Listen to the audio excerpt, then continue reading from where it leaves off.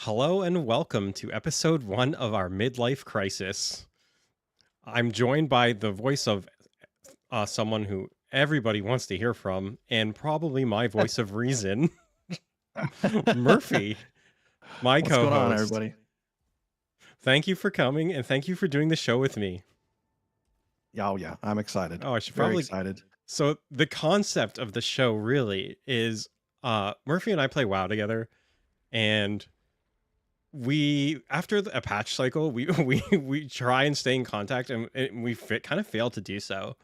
And so Yeah, it's really, really tough because, once you kind of fall out of that routine type thing and you get into just doing things that's outside that routine, it's really tough to like stay, I don't know, not really stay connected per se, but just try to stay in like a consistent type of meeting type thing.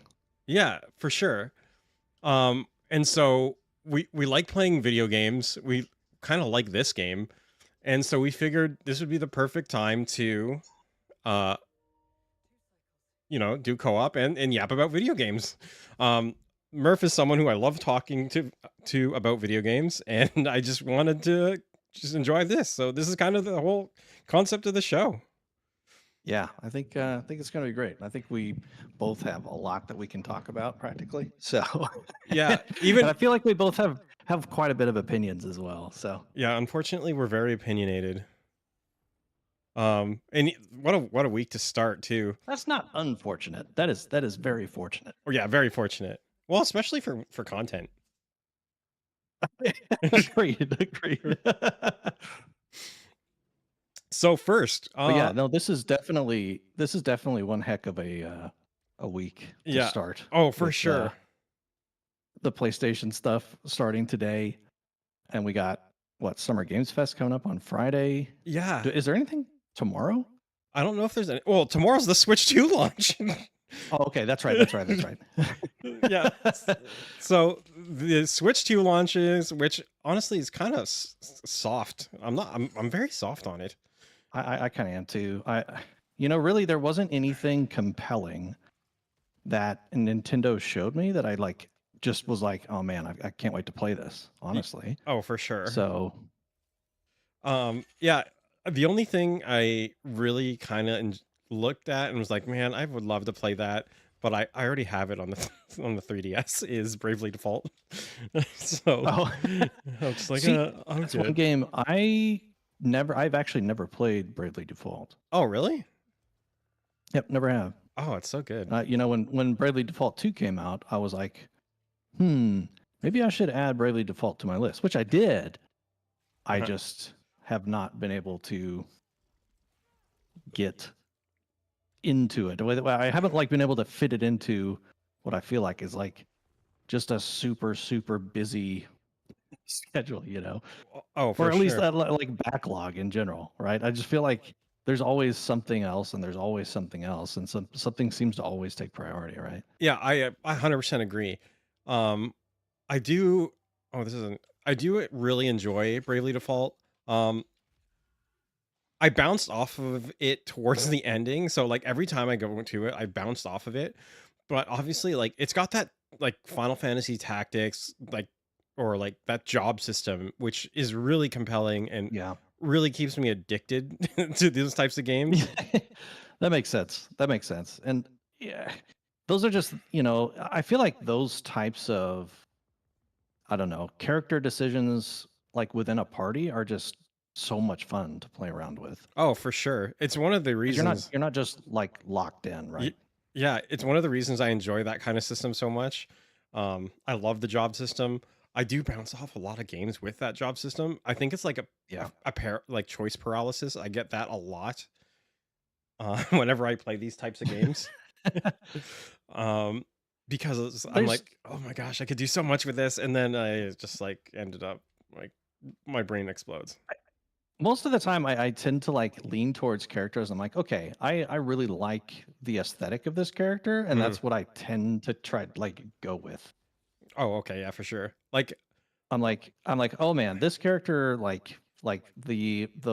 thought baton, for instance, if we're talking tactics, for instance. We're talking about like Final Fantasy Tactics. Oh, when we You're will. like, oh man, the Black Mage looks amazing. Yeah. You know, and like he gets to stand still, and you have to try to strategize on, you know, when are you going to cast a spell, where are you going to cast it, that type of thing. So that's the type. Those are the types of things where I'm like, I just like the aesthetic of this character or the way that it's going to function. That I just don't ever let it leave my party type thing. So, Do you have like a favorite job in these types of games? honestly, in I tend to really like the setup characters, the ones where it like requires you to like take a lot of time to do an action, and then your other characters support that action. Okay. So like, okay. So to draw a more recent parallel, like you're setting up all your burns or something like that for like your Mael, and then unloading. Yeah, Yeah. Okay. exactly. Or and even thinking kind of along the lines of like Final Fantasy Tactics or uh, uh, Fire Emblem or something like that. Like getting a character set up to do all of its damage and having all of your other support characters either move something into that area or assist the speed at which they do something, or you know, something along those lines. I tend to just like the characters that take a lot of time to set up. Okay. I don't. So like I like the quick hits, the death by 1,000 cuts type characters. I love the jack of all trades type characters. Like a perfect example, like I love Red Mage. Okay. I love Final Fantasy 14 Red Mage. No, that's a terrible example because Final Fantasy 14 Red Mage is like, it's not a real Red Mage, right? Like it can't, Yes. like sure it can heal, but it's not healing in a party or anything like Sure. that. I love it's not like it's not like multifaceted Yeah. as a traditional like Red Mage would be. Like traditional Red Mages are like, oh, you can use a little bit of melee and you can spam some heals and some white magic, and also here's some black magic for funsies. And it doesn't. The Final Fantasy 14 Red Mage, while stylish and cool, one of the, and I was a Red Mage main for the patch that came out because really I didn't realize that. Oh yeah, I loved it. But I wasn't a huge fan of it after the fact because it really was just like a worse Black Mage at the time, and at the time I had to switch to Black Mage in order to clear content. That makes sense. Yeah, my group was really bad. It seems that a lot of groups tend to have to do, you know. And that was like in a different time. Like, yeah, the res mage meta wasn't really, it was prevalent, but like we weren't in a spot where we could make good use of it. And so okay. Yeah. That makes sense. I feel like I mean, I don't know Final Fantasy 14 rating like too much, but just being outside looking in type thing, I feel like having those character classes or jobs that can, you know, get you that battle res, especially in progression, it just makes such a big difference when it comes to getting further and further along and learning the fights. It absolutely does. Although there was a few raid metas where that wasn't really the case. Interesting. They're few and far between, but like, yeah, I know like the harder ones, or like I know like there's the body check meta or the body check problem in Final Fantasy, which was like a huge, it was very prevalent, where if one person wasn't alive at the right time, your whole raid was toast. So yeah, I could see that. Yeah, that was a thing. Anyways, what are we doing? Yapping. It's one of those, and that's one of those things where, at least when it comes to 14, that I find, I guess, a little frustrating in some ways, but in other ways I can understand it type thing. Because especially when it comes to, I know we're kind of going off on a tangent here about Final Fantasy 14, but this is the way. Yeah, I feel like, you know, the major difference there with, you know, 14 is that the fact that you can just get reps in on a boss fight so much quicker than you can in like WoW, for instance, especially in modern WoW. Um, now it just seems like you can't get any reps in on the boss because you're spending too much time either doing a run back or you got to do a lot of prep to get ready, and you can't just, you know, get to a pull, figure something out with the team, and then move along real quick. It just takes a Mm-hmm. lot more, I guess, setup. Whereas in Final Fantasy, it makes more sense to have a lot of those one-shot mechanics because it's kind of a part of the progression. Oddly enough, it never used to be that way. Like the one shot Hmm, mechanic. Well, I shouldn't say it never used to be like that. There's obviously one shot mechanics if you screw up, but like the sure. body check mechanics was something that was very different and kind of prevalent in like I believe it was like late Endwalker raids where like everything was a body check. Yeah. And so yeah, it was a thing, definitely a thing. Um, and honestly, I haven't done any new fights recently. Um, Yeah. like I I mean, haven't rated.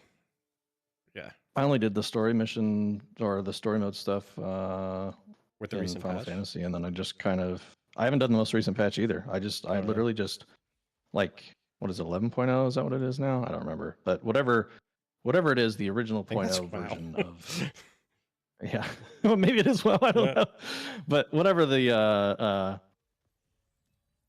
the current expansion, like just the point oh version of the expansion, Hmm. what it is I just did the MSQ stuff on it, and I just kind of was like, yeah, I'm good.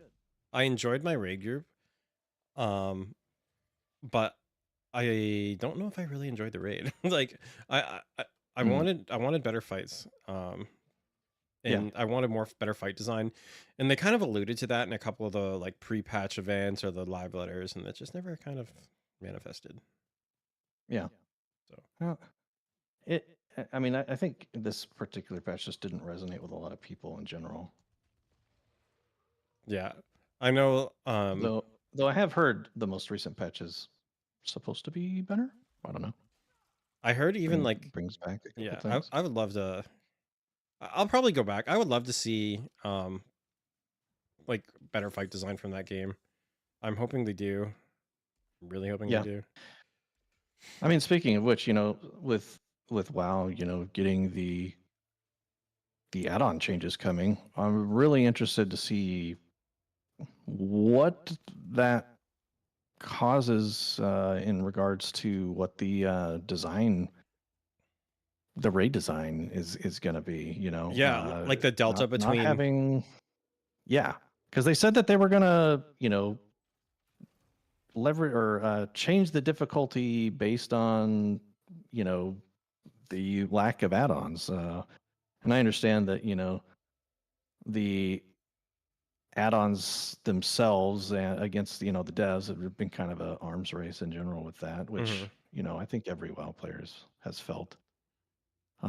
Because there's definitely a lot of times where it just becomes a either slog through a fight Mhm. um, with a lot of pretty difficult mechanics, or wait for an add-on to come out to pretty much tell you who has what, who should go where, and that type of thing. And Well, though it is fun in a way to be able to overcome certain difficulty, is it really a difficulty if something's kind of oh, absolutely pointing you in the not. right direction, Yeah, So, I 100% agree. One of the biggest like eye-opening moments for me was when we did Mythic Archimond in Warlords of Draenor, and there's mm-hmm. a part where you're literally blasting each other with beams, and there was an add-on that showed you where your beam was going to go and who it was going to hit, and it Yeah, was it yeah. was just like what are we doing here, really? Yeah,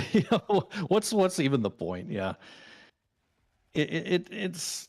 I am glad that they're making a decision, and I'm glad that they are deciding to quote unquote even the playing field, which I think is something that Ian said about that, and I'm excited to see where it goes because I mean I think that everyone is kind of looking for that, you know, just better WoW, right? Everyone's Mhm. looking for just WoW to just be a better game.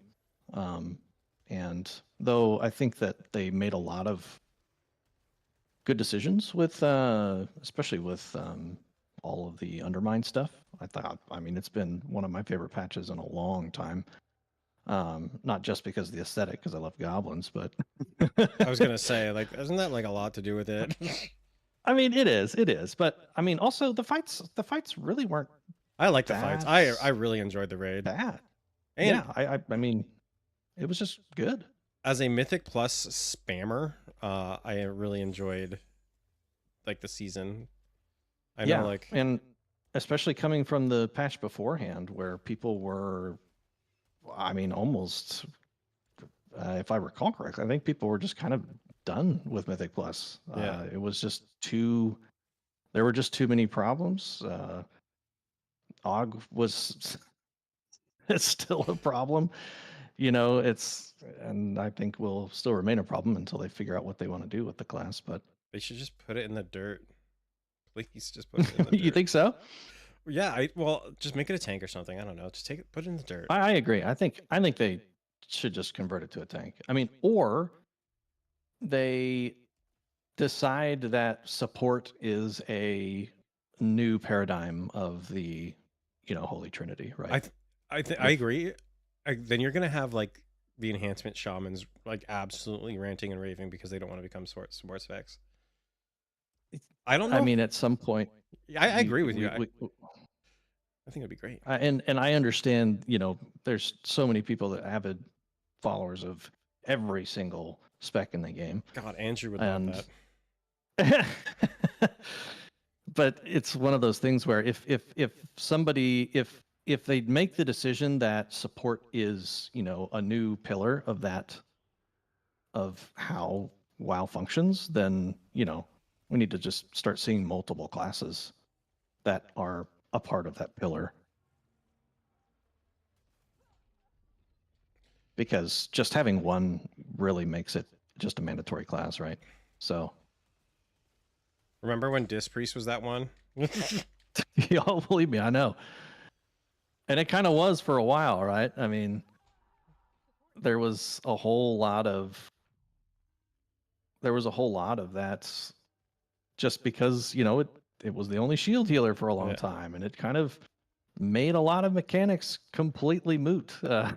Especially in Wrath, right? It was a problem. If you didn't have, disciplines, then God, we used to run you were double kind of Disc stuck. Priest. Man, Yeah. we've like completely went down tangent. Yeah, we really did. Oh my gosh. Well, this is our midlife crisis. We're gonna try and It do is. this. It really We're gonna is. try and do this once a week. Uh, We got to manage our midlife yeah, crisis through talking to each other. yeah, Really, like right? this is it. This is the way. Um, what what we want to yap about today specifically is obviously the state of play. I want to do like a quick shout out to this game here, Returnal. I Yeah, love this game. This is what a like fantastic the game. best game that I've never played pretty much. Like I have like 20 hours into it, I think total. I have never finished it. Every time I go to it, something else comes out. I remember we played it for Extra Life one year, and it was we sure just did. so much fun. It And is, so and it's just one of those really really good games, and it kind of fits a lot of my ticks a lot of boxes on my want to play type game, right? It's sci-fi, it's third person, it's mysterious, the story isn't straightforward. It's just, man, it's just so good, and this it's super snappy and responsive. one of the favorite oops, almost one of my favorite things about the game is the serious like Samus vibes I get, or the Metroid vibes I Oh get. yeah, definitely. I love that about it. It's got this sick like tone and just like creepy. And it reminds me really of like Metroid Fusion, where you're like on the run Oh, all okay, the yeah, yeah, time. Yeah. yes, And so, I could see that. Housemarque, God, I love your games. I love Resogun. Oh, Resogun was so good too. Yeah, I love Resogun. I love Super Stardust. Please just Yep. oh, and they announced Saros, which didn't show up today, but that's fine. I guess spoiler alert for the future, but Yeah, we'll see. We'll see I think we'll see more what of it. happens. But I think so too. thank you, Housemarque, for just making video games. Exactly. Like, I It's think it's just I remember when I first, so because this was a launch title, wasn't it, for PS5? around that time, I think, like within the launch I just window. remember like seeing this game, the previews for it, and I was like, dude, this game looks like everything I could possibly want. And honestly, playing through the game now multiple times, I mean, it's so good, man.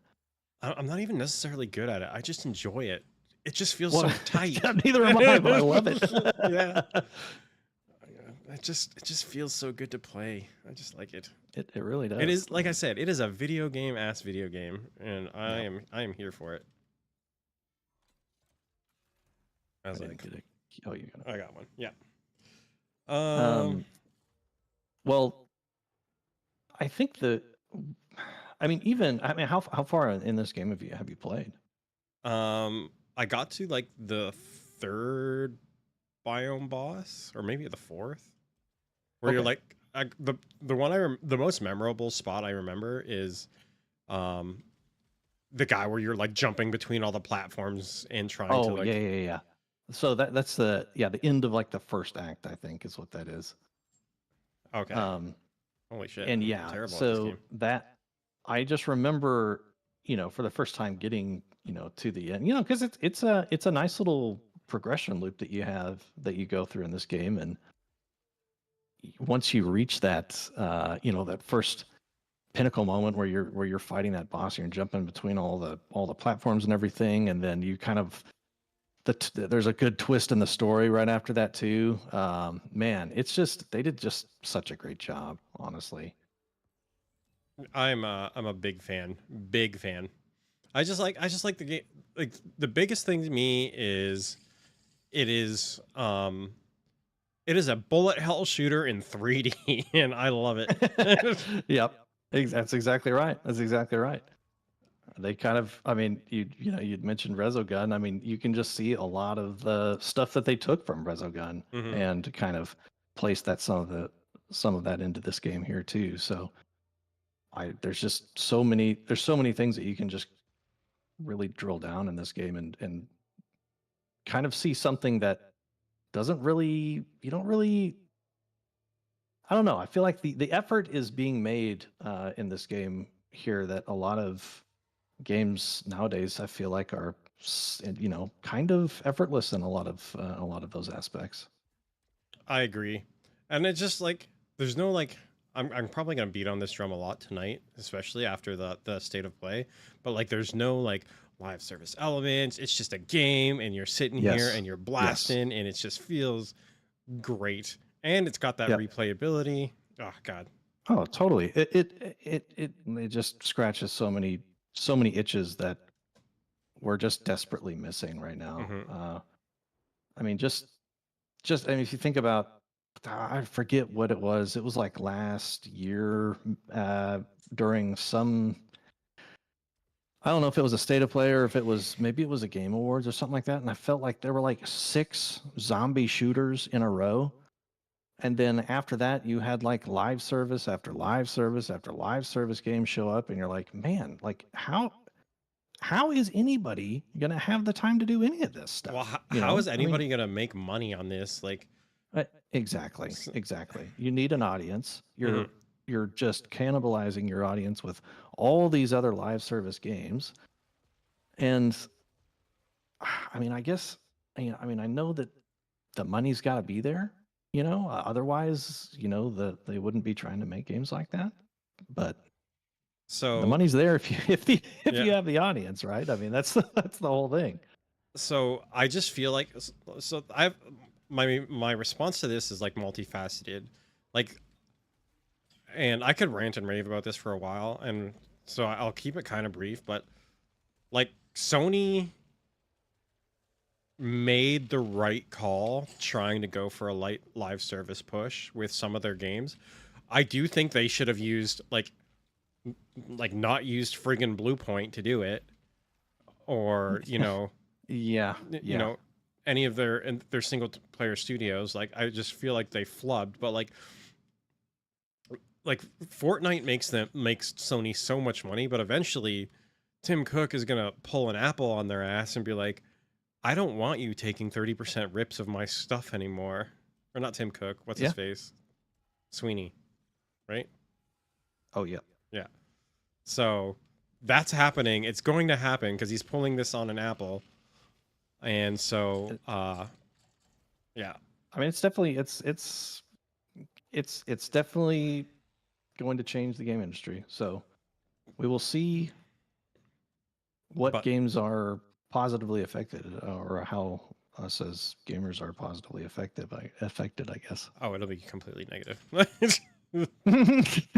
No, we'll see. We'll see. Be positive, right? Well, things are looking pretty positive for the gaming industry, or at least this week. You want to start yapping about the state of play because I don't know about Oh, you, totally. but I got so excited with that state of play. I thought Oh, it was great. I thought it showed something for everybody. I think Japan cooked. I it was definitely, and I was talking to this with one of my buddies earlier. It was one of those showcases where there wasn't really a single time in that where I'm like, oh, this is just filler to fill time. This is just a filler game type thing. No, like every single thing that showed up was interesting. It was something I wasn't expecting. There were a couple in there that, like Metal Gear Solid Delta, we already know what's coming type thing. But for the most part, I mean, really, really just quality, interesting stuff coming out. Dude, I am so and stoked. surprising stuff. Oh yeah. Okay, so let's go one by one through everything. We both took extensive notes. Yes. The first game showed was Lumines Arise, which is made Yes. by the same people who did the Tetris Effect. Yes. Oh my god. It's so funny because when that music started playing and you started kind of seeing that crazy looking visuals and everything like that, I was like, man, this really looks like Tetris Effect. And you see that guy walking, down the thing, and I was like, oh, this totally looks like Tetris Effect type thing. And I didn't know if it was going to be a Tetris Effect. And then it starts to go into the blocks and everything, and I was like, it just gave me that Luminous PSP vibe when Luminous came out on the PSP. Man, it looked so similar to that, and I was like, this is gonna be really cool if it's Luminous, and sure enough. So yeah, I was watching the show with a friend, and I originally thought at the beginning it was a Yakuza game. I thought it was really? I thought it was a Yakuza game because of the very first frame was like a dude, like a Yakuza looking dude who was just like walking around being a Chad. I'm like, this looks like Yakuza. And then like the like a dragon, like there's the Chinese dragon symbol that came up. I'm like, this, and then I'm like, okay, wait, no, this is a puzzle game.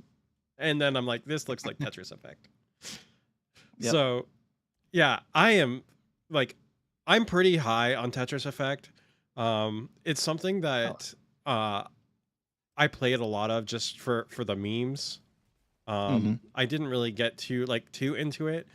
I think it was one of the best VR games to play for PlayStation VR. Like there's three things you need for PlayStation VR. It's Tetris Effect, Super Hot VR, and Beat Saber, right. And that's it. Those are your three VR and then you're set. Yeah. And so, yeah, I was a big fan. I have only played in VR. I've only ever played Beat Saber. That's it. Oh, it's so good though. It's really good. It's so good. It's very, very good. So yeah, I'm excited once again. Oh, there's people. I think this game. This is one of those gamer ass video games. It's just a game where there's nothing going on with it. But it's just you know, it's there to play like for gamers, and it's just people who love games, and that's the kind of crap that we need, man. Like that's the stuff that I want in these showcases, so I'm excited for it. I don't know if Yeah, I it'll mean, be a if day this one is buy because I don't have that kind of time anymore, but I'm gonna play it. yeah, I mean, same here. I think, but it's one of those games that it's definitely going to be a vibey game, you know. Oh, for sure. And yeah, especially if you're playing anything, like if you can play that mobile in any way, shape, or form, you know, that would it's just like the perfect car ride type game, or even just kind of if you're in like a slow meeting or something like that.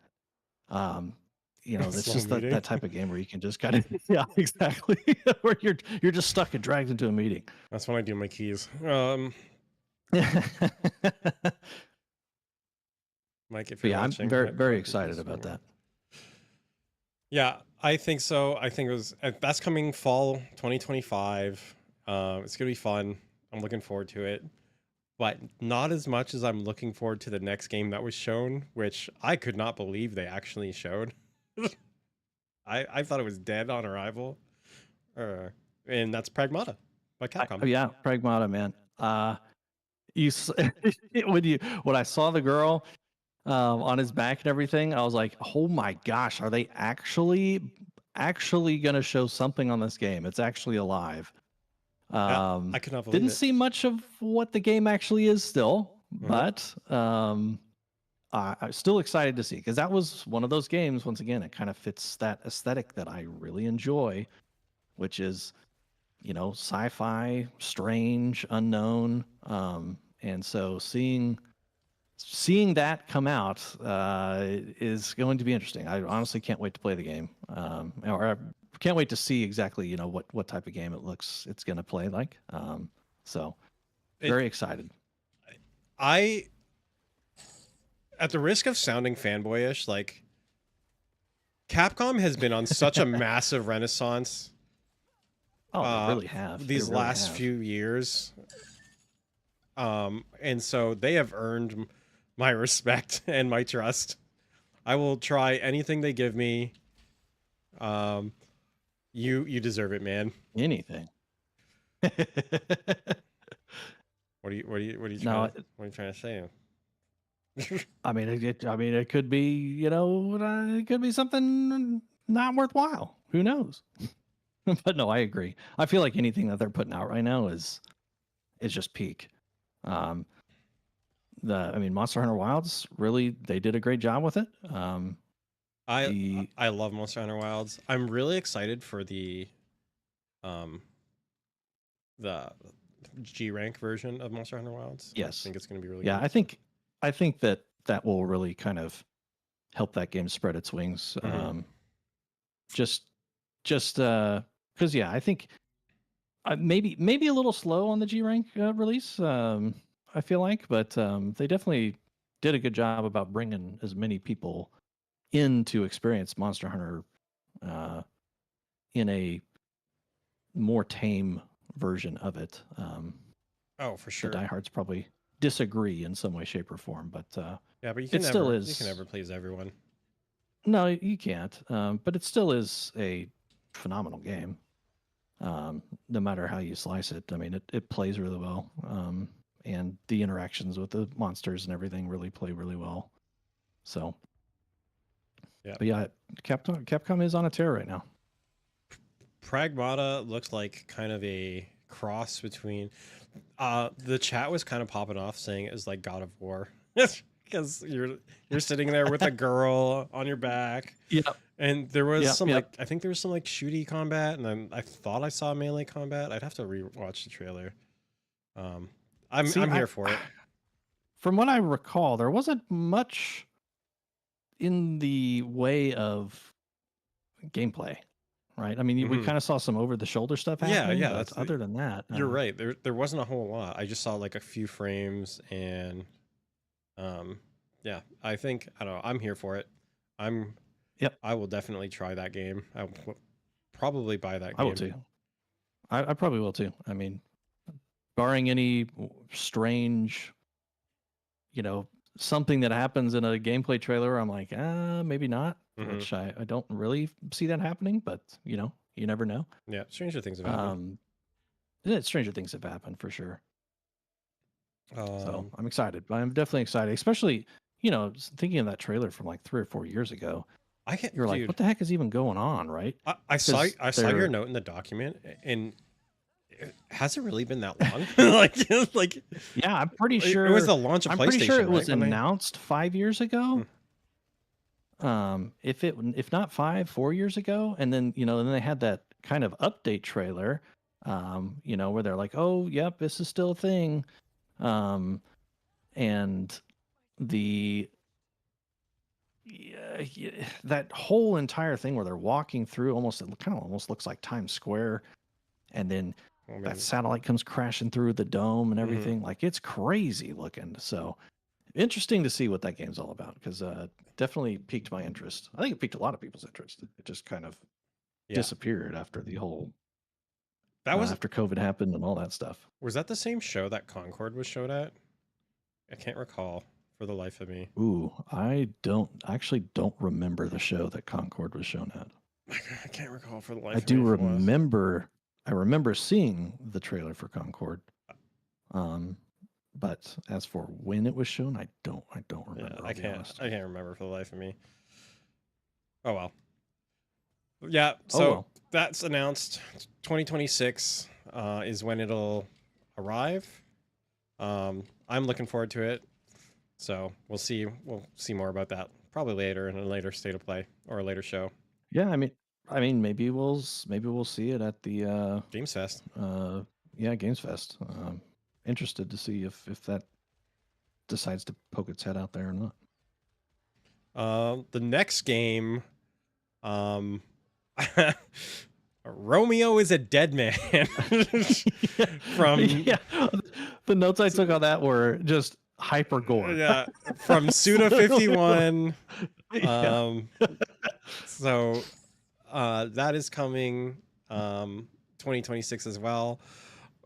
Uh the I'm not gonna lie, the intro for that game, like I feel like I blinked and it was a completely different game. Yeah, yeah. I think I put that it looked like you were almost that there was like a combination of almost 4 genres Yeah. in there. Like I saw like some 2D stuff, I saw some top-down stuff, I saw some isometric stuff happening. Hmm. Like it was all across the board. So yeah, that game looks very, very interesting. Yeah, I was surprised. I was talking to Denzel about it at the time. I could not Yeah. believe it.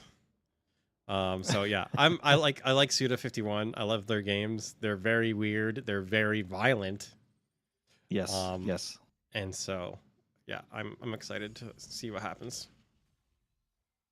We'll see. Yeah, We'll see. so that's coming out. I'm It's funny because I don't normally kind of lean towards the hyper gore type stuff, but Mhm, that mhm. actually looked pretty interesting to me. So Yeah, I just think it looks crazy, and I'm here for it the does look crazy. crazy. It does look crazy. So, and once again, it not a live service game, so just another, Yep. Once again, positive. just a video Positive. game as video game. Yep. Also a Japanese studio, dude. Japan cooked this Yeah. entire Yeah. show. It's insane. Yeah. They pulled. I mean, they pulled out so many different games that came out of Japan, and Hmm. I mean, all of them were. I mean, there was only one first party game in that whole entire There, show, or maybe two. there is one first party game, and there is one second party relationship, which Yeah, was I don't think anybody in their right mind was expecting. So I don't think anybody was expecting that. We'll get there at the yeah. end. Um, I'm uh, up. so next game on the list is Bloodstained. The Bloodstained sequel. I couldn't catch the name because I was too busy getting really excited and I didn't want to rewind the show. Yep. Um, I so would have to look it up to see um, exactly what it I was, but I did look man. up. I did see a tweet put out by PlayStation Blog quickly outlining it. Because at first it looked like it was a potential co-op game. I'm like, that is awesome, the perfect thing to be announced today for us. Yep. Unfortunately, it is not a co-op game. Yeah, unfortunate. I wrote down co-op question mark on it because it definitely looked pretty co-op-y, but Mhm. yeah, it's Did unfortunately not. Did you play the other Bloodstained games? I did. Okay. I did. I love Very Iga. very good. I love classic Iga, and that's exactly what this was. Yep, it Um, really was. so I'm here for it. That's also coming in 2026. This is going to be a theme throughout the show. So All next year. all All next next year. year. Well, not all next year, but yeah, I'm ready for it. Just about all. I am excited for Bloodstained. I love Bloodstained. So more on Yep. that probably later this year. Who knows? Maybe at Summer's Games Fest. There's lots of big show Maybe- coming. That's true. There's a Yeah. lot of potential, and there's a lot of unknowns happening at Summer Games Fest. Honestly, usually we start to see some, kind of leaky type stuff happen around this time. I haven't really, unless I just haven't kept my nose to to the media capturing that kind of stuff. I haven't seen very many leaks for stuff The like that either. the So. only thing I saw was like a couple of like people tweet or retweet things that they probably shouldn't have. And so that was kind of funny. But yeah, I haven't seen any leaks, which is pretty good for the games industry, all things considered. Yes, it is. I mean, it's good for the viewers too, right? I mean, Yeah. I don't want to go into it and be like, someone just be like, oh, well, we knew that was going to happen because leak X happened. Surprises are good. They're always good. I love surprises. Video I love games industry, not please knowing piss off something. with the leaks. Now that being said, I'm I on agree. video games leaks and rumors like all the time, but that's a me problem. This is a thing that I actually. So whenever you go to a restaurant, this is kind of a side thing here. Whenever you go to a restaurant, like a new restaurant, do you ever look at the menu before you go? So yes, with the caveat that if I'm planning something for multiple people, I do look at the menu before I go.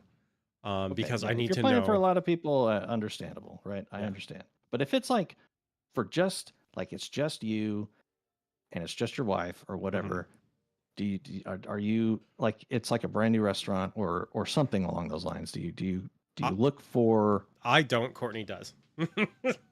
See, that's how it is for me and Megan. Same way. It's like I need to know if I'm gonna like it. That's her thing. I like not knowing. Yeah. Oh yeah. I'm here for it. I would rather show up, look at the menu, and get to have a surprising, fun choice and peruse through the menu. It's like, it becomes part of the experience, right? It really does. Once again, really the internet's just ruining things. It is. God. Unfortunately, it is. Get your shit together, internet. I can say that because nobody's watching except for very close friends of ours, probably. Yes, of course, of course. So, yes, yeah. But like especially on cruises is mainly what I'm trying to more get at is I recently had gone on a cruise with some friends and it kind of became a funny thing at the point where I did not want to see the menu, and the menu's posted everywhere on that boat. Everywhere. Oh, for sure. Everything that's going to happen every night and everything like that. I'm like, I don't want to know. I don't want to know. And it just became this thing of trying to avoid trying to know what the heck was on the menu. It was pretty fun. Yeah, so that kind of segued into you talking about. No, I totally understand. Leaks, so. I understand what you're saying. I'm 100% on board. I just the leaks. Now that being said, you know what the worst thing about the leaks is? Well, we're going off on a tangent now. The worst thing about it is the constant feeling of blue balls that I get when I know Final Fantasy Tactics Remake is in the works, and I have to wait for it, and I have no idea when it's coming. Or like this Final Fantasy 9 rumor that's been going around for God knows how long. Listen, I love these games. We definitely need to go into get into predictions for Friday. Oh yeah, see what we think is going to. Yeah, we can totally do that. We can totally do that. Yeah. So, all right, that's enough for that for now. Tangent parked. Next game on the list, Digimon Stories Time Stranger. Uh, my one note is it's in English! Exclamation It's mark. Have you so have you ever played the Digimon I Stories have games? never played a Digimon Stories game. Oh my They gosh, look I totally understand. very interesting to Mhm. me. They're up my alley. I just have never played one. Were you ever a I've Digimon fan always growing up? Oh yeah, Yeah. growing up, man, the original Digimon series, Uh-huh. I could not get enough of it. I I loved loved it. it. Yeah. Huge fan. Especially whenever I still remember whenever the Metal Greymon Digivolution happened. Like I just remember just losing my mind as a kid. Yeah, I remember that. I He turned remember. into Metal Greymon. I was like, oh my gosh, this is amazing. Like I just for some reason that stuck in my mind. I loved that whole original series. Yeah, I'm a huge fan of that show. Um, I I even liked season 2 with the Digi Eggs, the armored Digivolves. Yeah, yeah, So yeah. like I love Flame Dramon. Yes, Raydramon's kind of a yes. loser, but I love Magnamon, which is like the golden Digivolution. Yep. So yeah, I am I'm a huge fan. I played Digimon Stories, Cyber Sleuth. I played Hacker's Memories. They were more like visual novels um Sure. with some light voice acting, although most of it was in Japanese. Oh man, Yep. and um, I'm just surprised that, like, first of all, the whole budget of this game looks like infinitely bigger than what it was with Hacker's Memory And and Cyber Sleuth, like to a the crazy quality of degree. this particular title looks really, really good. So And I think a lot of the anime style art games are just they're getting I up feel there, like man. they're getting up there because there's a lot of competition there, right? And hmm competition breeds that type of stuff. hmm And you're really starting to see some of these studios, really produce some amazing, amazing looking games. What Um, What do you think was the kind of advent for like the anime art style and actually like try harding? I I think it was Genshin, if you ask me. Oh, okay, that's I not the think answer I was expecting, but definitely an answer I agree with. Like, I think and Genshin Impact really kind of showed how popular the anime genre could be, um, because of how successful it was. okay, yeah, What do yeah. you think? I I think it was. No, I agree with you. I actually, now thinking about it, I was gonna say something like the Persona games or, but no, I think Okay. you're 100% right. Um, I think Genshin kind of just like propelled that crap into the stratosphere. Um, I think so too. I mean, you can see there's so many games that have kind of taken that aesthetic. I mean, mhm, even it's they've taken their own mhm. aesthetic on themselves as well. So I mean, just having Star Rail and Zenless Zone um, Zero yeah, and Zenless Zone Zero, like yeah, and Wuthering having all of them. Waves, like all Like I'm these actually games. surprised that, yeah, exactly. So it's definitely starting to get pretty saturated. hmm It's nice to see that there are more companies trying to enter that same style of art, hmm but in a different format, which I'm all about because I think the art style is more what I'm interested in than anything. Oh, for sure. And if I can get more games with a similar type of art style or aesthetic, hmm in multiple different genres of game, like I'd be all about it. I'm all for it. Yeah, I love the style. I even played Genshin for a while. The thing that made me quit, believe it or not, wasn't Paimon. Although it certainly didn't help. Yep, Um, yep, didn't help. it was the fact that I couldn't get Diluc, who is voiced by Yeah, I and could see. I couldn't get Diluc without shelling out like a ton of money. I knew I probably could get Diluc if I Yeah, really wanted to try hard and get Diluc, yeah.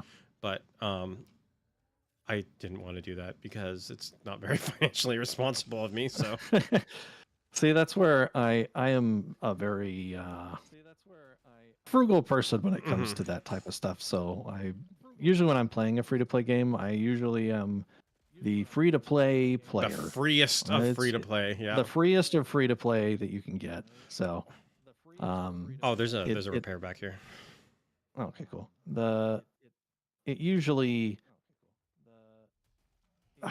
I usually play it until it starts to get to that ridiculous grind type thing where I'm like, Mhm. okay, I think I've experienced the game to the point where they expect you to put out some money a little Yeah. bit. So, My limit which for gotcha games total, like lifetime expenditure, is $15. I will spend $15 on your game if I enjoy it. After that, no shot. yep, It's it's good. That's just good. not happening.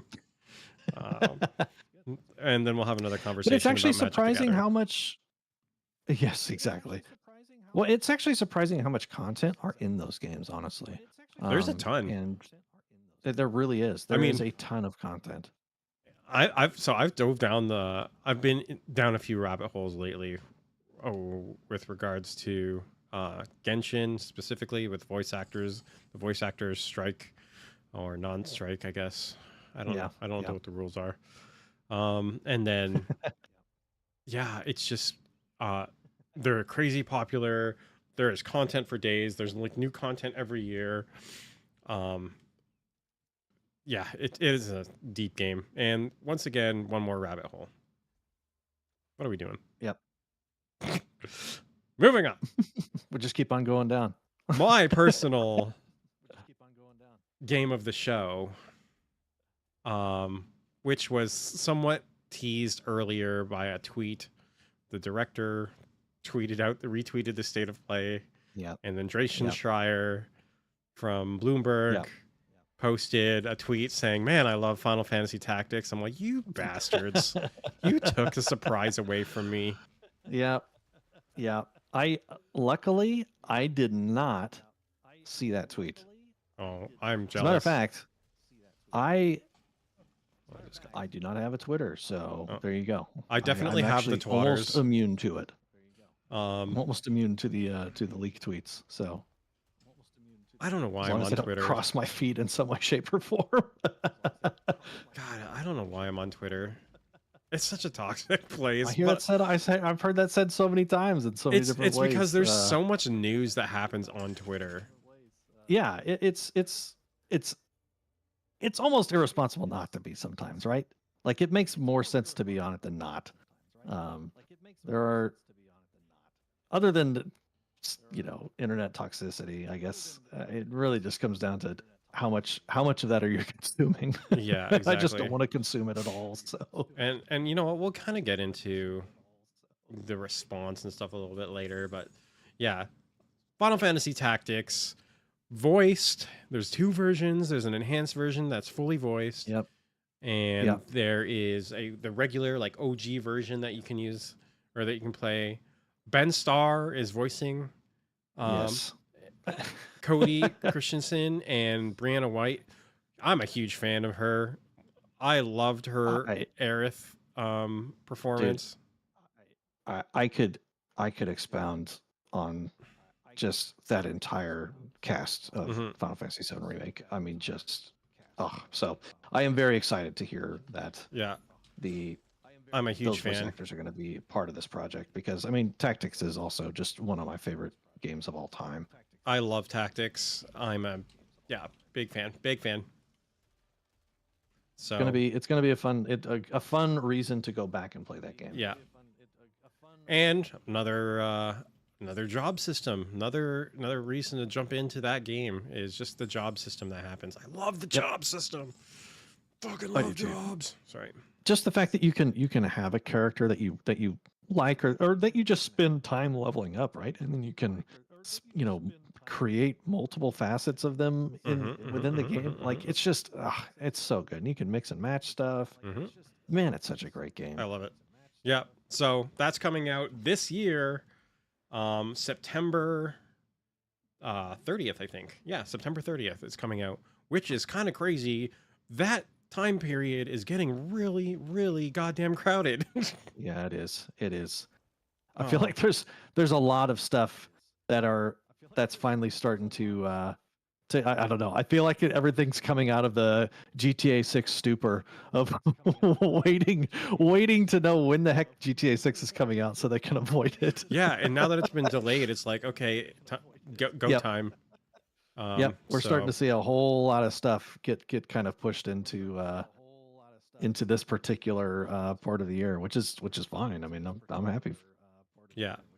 So we'll go over the releases on those later. But yeah, September 2025. So it's just exciting time. I'm so excited. God. And so I'm another tangent. Screw it. A reason I'm so excited specifically for that time. So like Ghost of Yote is coming out around that time. Yes. Yep. Trails in the Sky FC is coming out in that time. And I don't even want to like get into the fact that like there are just a ton of other games coming out around that time frame. You know, Everybody's Golf. I'm a huge Everybody's Golf fan. I loved Hot Shots Golf. Oh yeah. So Hot Shots Golf was amazing. yeah, so like that's coming out this year. That sounds like a podcast game to me. It's, you know, there's going to be like August has MGS Delta. So yes. yeah, that's coming out this year. So yeah, and on top of that, I get 3 months off around that time because my child is born. So dang. Okay. I'm just gonna be holding. I'm gonna be holding a baby and playing video games. It's gonna be a life. So yeah, I'm looking forward to that time of year. So, anyways, moving on. Baby steps. This is probably baby steps. This is probably speaking of babies. Yeah, speaking of babies, baby steps.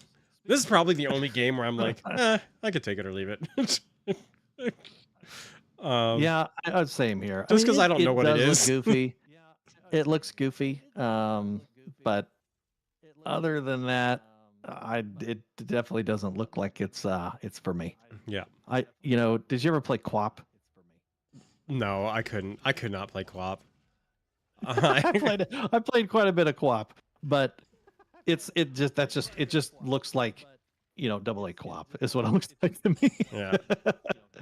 Which cool. And who knows? Maybe it's amazing. Maybe it's a sleeper and it's just an amazing looking game. Yeah, I hope so.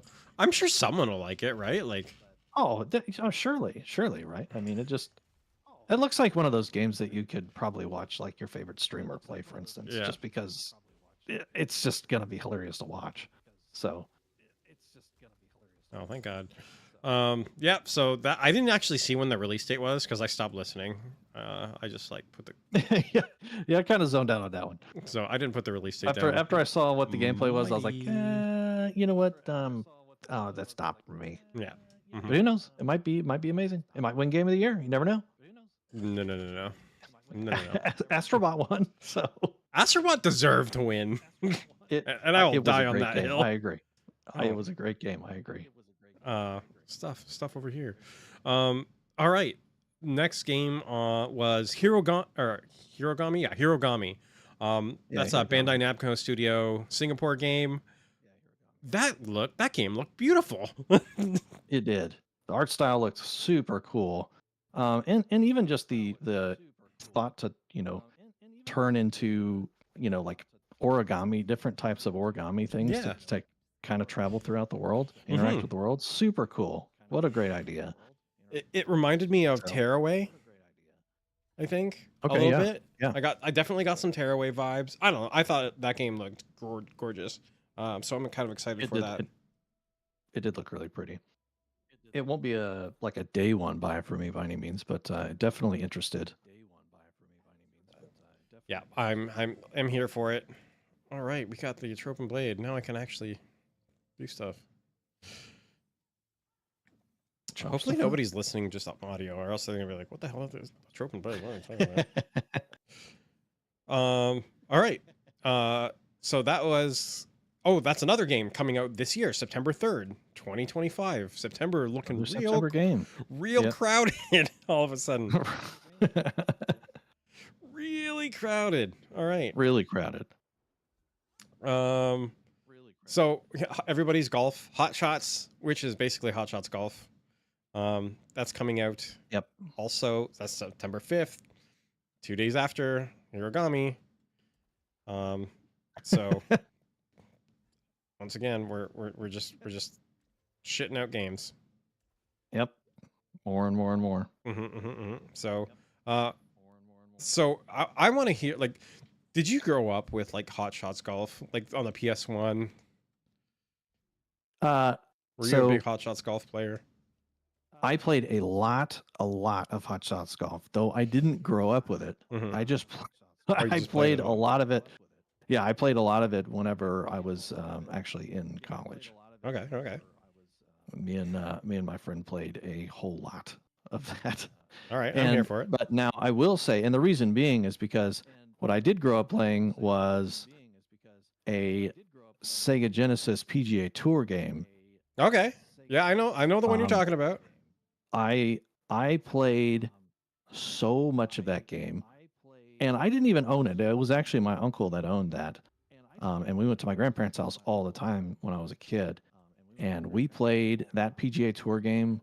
I mean, just all the time, because it was like, for one, it was like the only game that they had.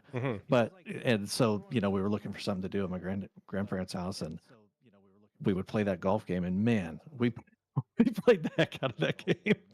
So yeah, playing Hot Shots Golf kind of, just kind of gave me that nostalgic factor, and especially in college when you're just trying to do something to de-stress or whatever, or just and not think about what's going on. Absolutely, kill the time sometimes. Like, yeah, exactly. You're broke. You want your high. You need your. You need all the entertainment you can get on the cheap. Yep. And I had that PS1 and I had a 360, and we played Hot Shots Golf so much. Yeah. Okay. Yeah, I'm here for it. I love Hot Shots Golf. My first time playing Hot Shots Golf was off of a demo disc for the PS1. That came in, I don't know what, it came in some sleeve with like sales or something like that. I don't remember where they came in, but that was my Hot Shots Golf experience.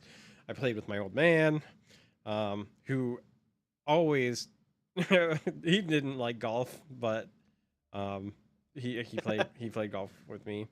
I'm not a huge golfer by any stretch of the imagination. Despite I'm not either. So I'm here for it.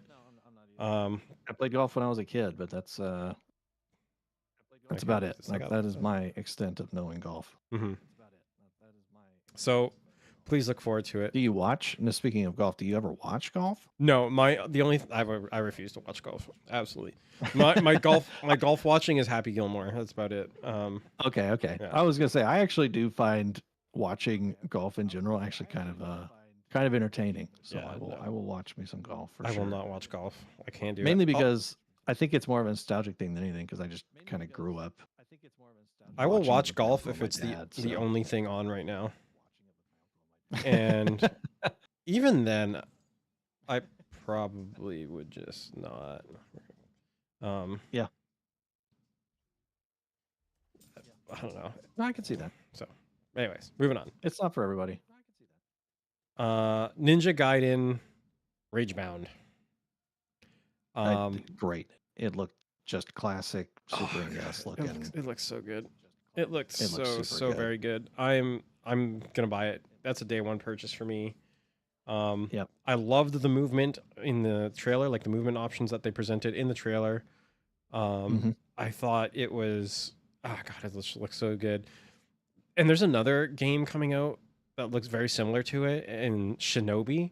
I swear to God, it's like we're back in the olden days where your Sega's competing against Nintendo with, Shinobi and Ninja Gaiden, and it's so awesome. I love it. So that comes out in July. So not too long now before we can, get our hands on that. So it's more to come. It's definitely gonna be a fun, just, I don't know, nostalgic jaunt. I feel like, because it just looks like a blast. I like Gameplay it. looks fun. The platforming looks fun. The action looks great. So I can't wait for it. Yeah, I'm excited. I'm really excited. So July 31st? 31st? Yeah, July 31st. 2025. So please look forward to it. What's Please next? look forward to Ninja Gaiden. Cairn. Okay. Okay, so Cairn, and maybe I'm wrong, but I thought that was already on Game Pass, unless I'm thinking of something entirely different. So did I. I thought it was on Game Pass. So is it the same game? I don't know. I didn't take the time to look, but is it the same game? Look. It sure looked similar. Someone can yap at me later about it. I have played some of the one from Game Pass quite a bit. I don't ever remember there being people speaking, so maybe this is I don't know. It just looks very, very similar. Yeah. So I kind of shrugged it off. There's a demo out already. So you can go check that out if you want. But I didn't even see when it was coming out. So, or if it is coming out. It looks pretty fun. So I will probably play that game. So I won't. It just doesn't look like it's for me. It might not be, which is fine. But yeah. Next is the Mortal Kombat collection. Yep. God, I do not. I play. So I don't either. I do not either. I'm not a big Mortal Kombat fan. I will say that I played the heck out of the original Mortal Kombat when it came out, just because absolutely. Because there was nothing else like it. Yeah. But once again, hyper gore type thing. That's just not my thing. I don't want to see. I mean, even if it's old school stuff, right? I just don't like seeing people get ripped apart and that type of thing. I don't know. It's just not my thing. I don't know. So I just don't like Mortal Kombat anymore. It's not for me. I also played, I used to play it all the time when I was a kid on the Genesis. Right. And so, yeah, no, I'm not going to play that. I'm not going to buy it. Cool. If you're a Mortal Kombat super fan, it looks like it's awesome. I mean, I think a lot of that stuff was kind of trapped, right? So, a lot of that stuff you just didn't have any way of actually being able to buy. I think a lot of that stuff was trapped, if I recall correctly. So, it's nice to see, studios start to re-release their stuff onto modern, hardware that people are actually using. Well, it's funny you mentioned that, because one of the things they said is coming from the Game Preservation Society or something like that, and. Yeah, no, you're 100% right. That was stranded on, a lot of those are stranded on arcade cabinets. Yeah. I mean, that almost the only way you could, or if you had, some old hardware, where they originally came out on, there was no other way to kind of play it. And kind of like the, the Capcom collections, the same type of thing. There was a lot of stuff that was just kind of held hostage on old hardware. That reminds me, I want to buy those just to play the Punisher game. It's just really great to see, games, start to come back onto modern hardware so people can actually enjoy them. I agree. Because there's so many good titles from way back in the day. I say way back in the day, but it is way back in the day. We're in our midlife crisis. We're old. I know. It's so sad. So, like it or not, it is way back in the day. Those are retro. Yes, it was. It is. It's retro. So, yeah. Oh, I'm done.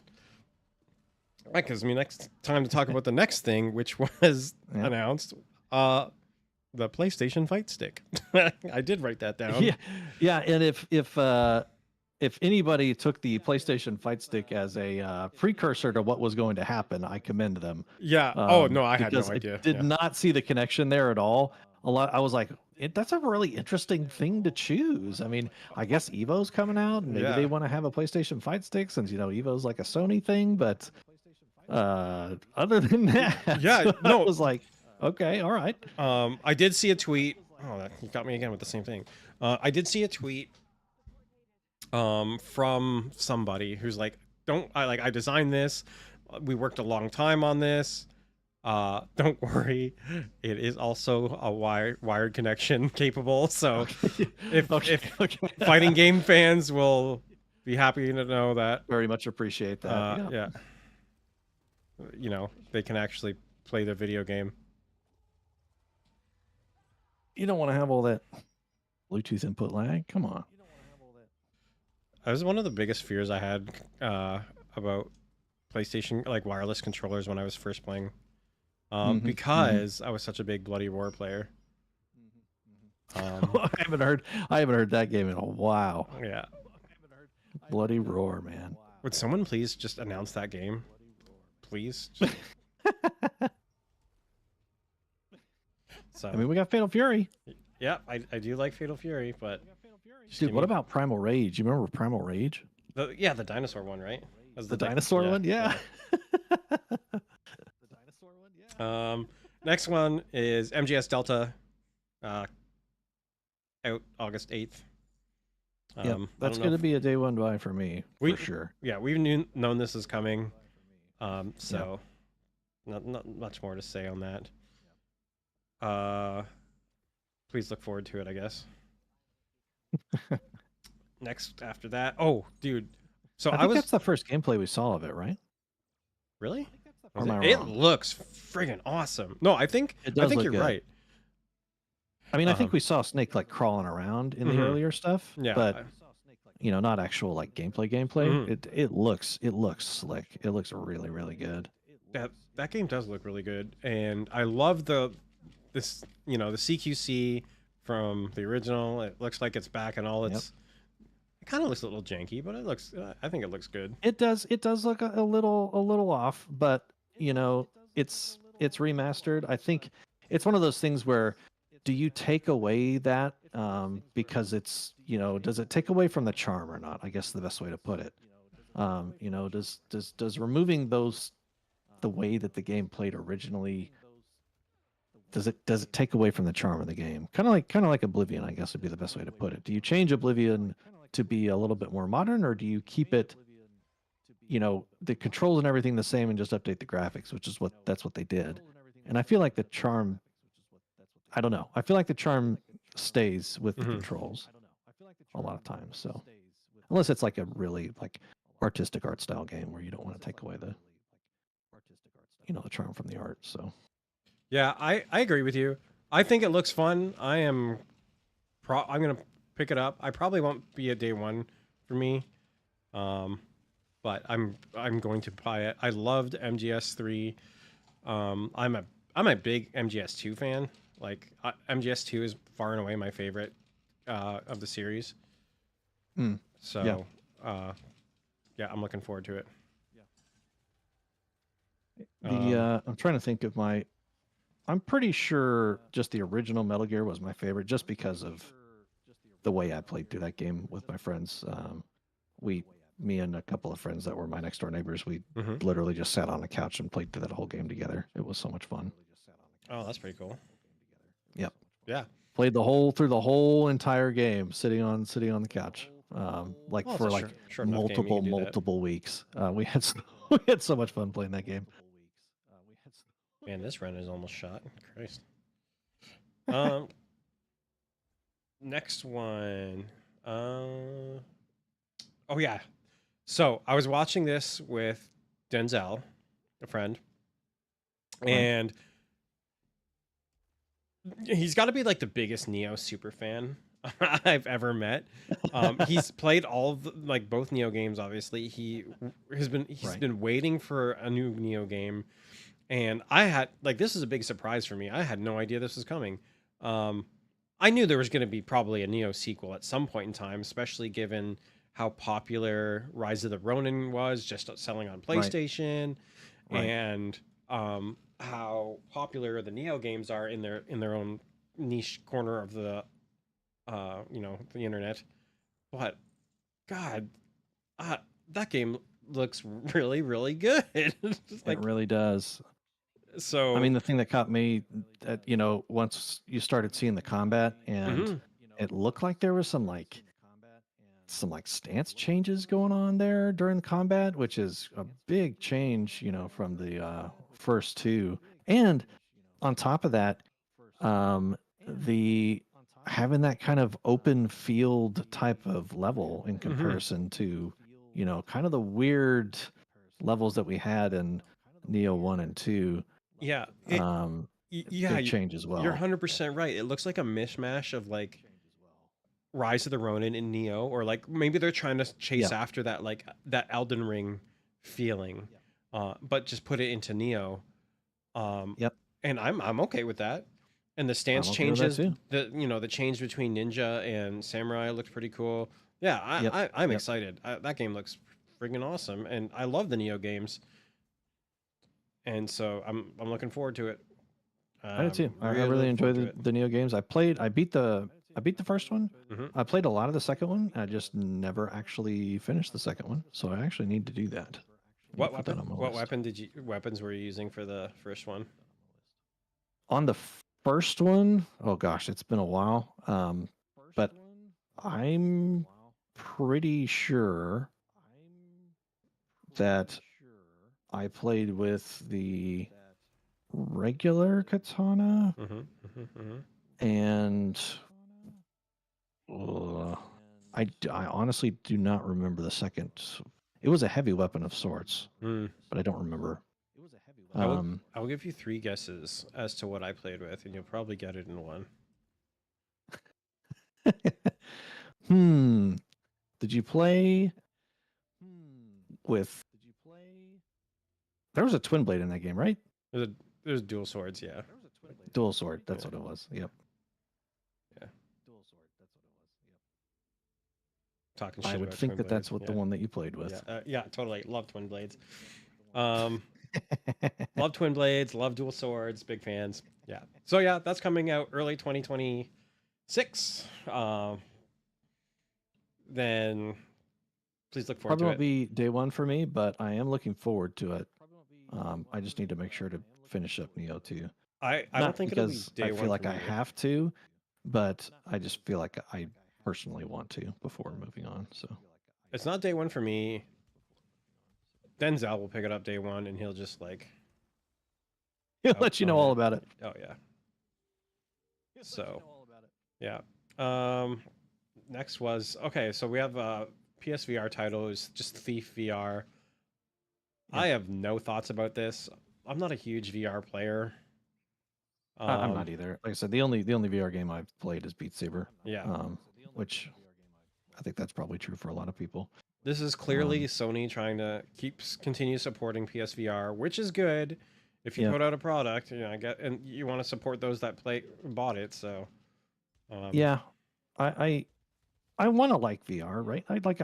I would love to do it, but there has yet to have been a game where I'm like, I can't wait to play this. It hasn't happened, and until that happens, I probably won't play VR. The only VR game, Beat Saber. It's really just Beat Saber. I love Beat Saber, but my wife will not let me buy a second VR for Beat Saber, so I get away with a lot of shit. But that seems to be the one where she's like, "No, you're not buying that." I'm like, "All right." So yeah, I need to pick my battles. And luckily, Megan has not had to have that conversation with me because I have not decided to bring it up. Because it just doesn't interest me. I don't know why. I just don't. That VR just does not interest me right now. The worst part about VR, and it's not really the worst part, I'm over exaggerating to like the nth degree, is that I had a PSVR. Great. We played Beat Saber. Awesome. This was at a time where I went away for business a lot. And my job had me traveling a lot for work. And Courtney every time I would come back, Courtney would be like, "Hey, go look at your Beat Saber scores." And she would beat all my scores. So then I would have to spend all this time trying to get my scores back. It just became so frustrating. Healthy competition. It is. And then until I went near perfect at a level, and she's like, "All right, I'm done." I'm like, "Yeah, that's right." Get yourself a girl that'll beat you in Beat Saber. Yeah. Beat your high scores in Beat Saber. So yeah, that's Cool. Anyways, yeah, Thief VR coming 2025. I don't really care. Yeah, I'm I mean, just.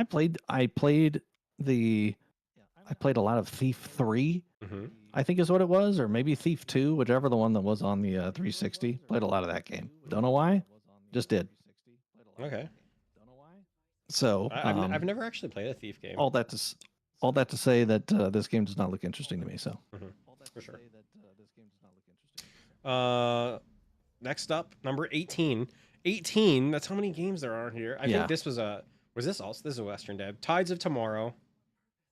Um, this is that was the pirate one, right?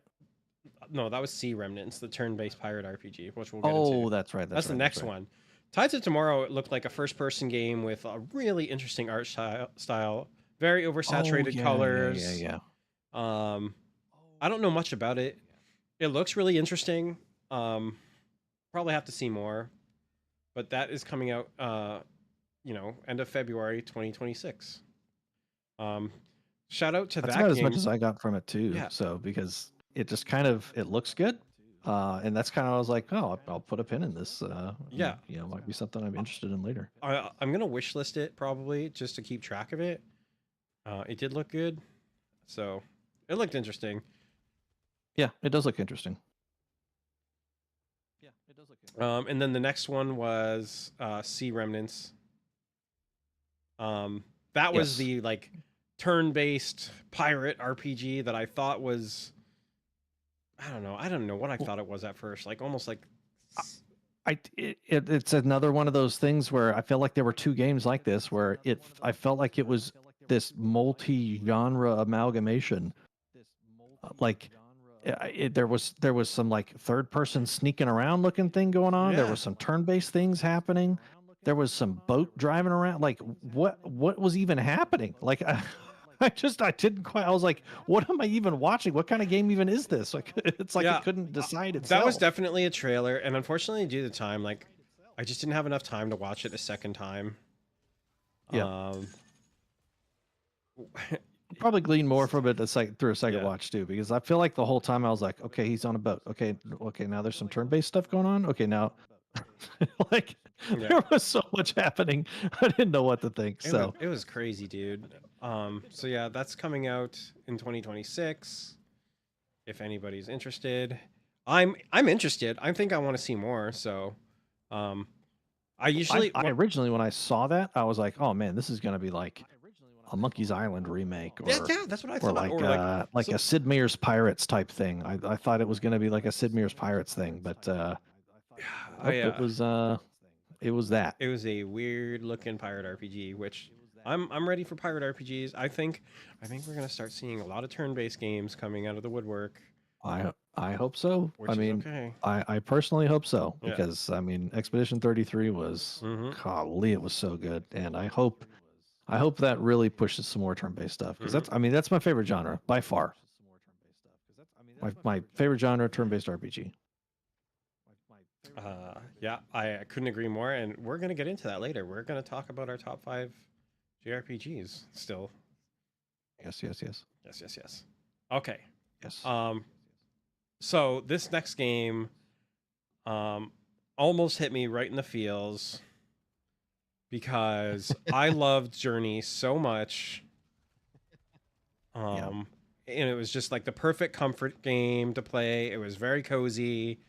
There's no stakes, and Yep. it was basically what made me like really appreciate like video games as like an art form. Uh, Definitely. and it's Good way to put it. yeah, Sword of the Sea, which um I mean, it looks it looks so just. pretty. I mean, it really does, and it they you could definitely tell that there was a lot of influence from Journey there, and the just man, Journey is just one of those games where you have that fleeting friendship with people and you don't have any way to communicate and you're whistling and stuff and there's just so many just great ways that no matter where you were in the world or what language you spoke, you you connected with the person that you were playing with. It was and so It was so awesome. good. Yeah, Yeah. I remember sitting through and playing it with one person the first time I played through it. It was just the same person, at least I think it was, the entire time. So that's the whole thing, right? Yeah. It feels like you're connected with this person, and they're helping you out and playing through the game, and you're trying to help each other out and show each other the way. And it was just, it was just such a good experience. It was awesome. And I don't know what And if sort of anybody a hasn't sea. played that game, I would encourage anybody and everybody Oh, to absolutely. play Journey. I mean, if you love video games at all, I mean, that's just one that needs to be under your belt. Please play it. It's so good. Please. Please play Journey. But anyways, we're not actually talking about Journey. We're talking about Sword of the but even Sea. still, yeah. But play Journey. But Sword of the Sea It looks looks like so much of that.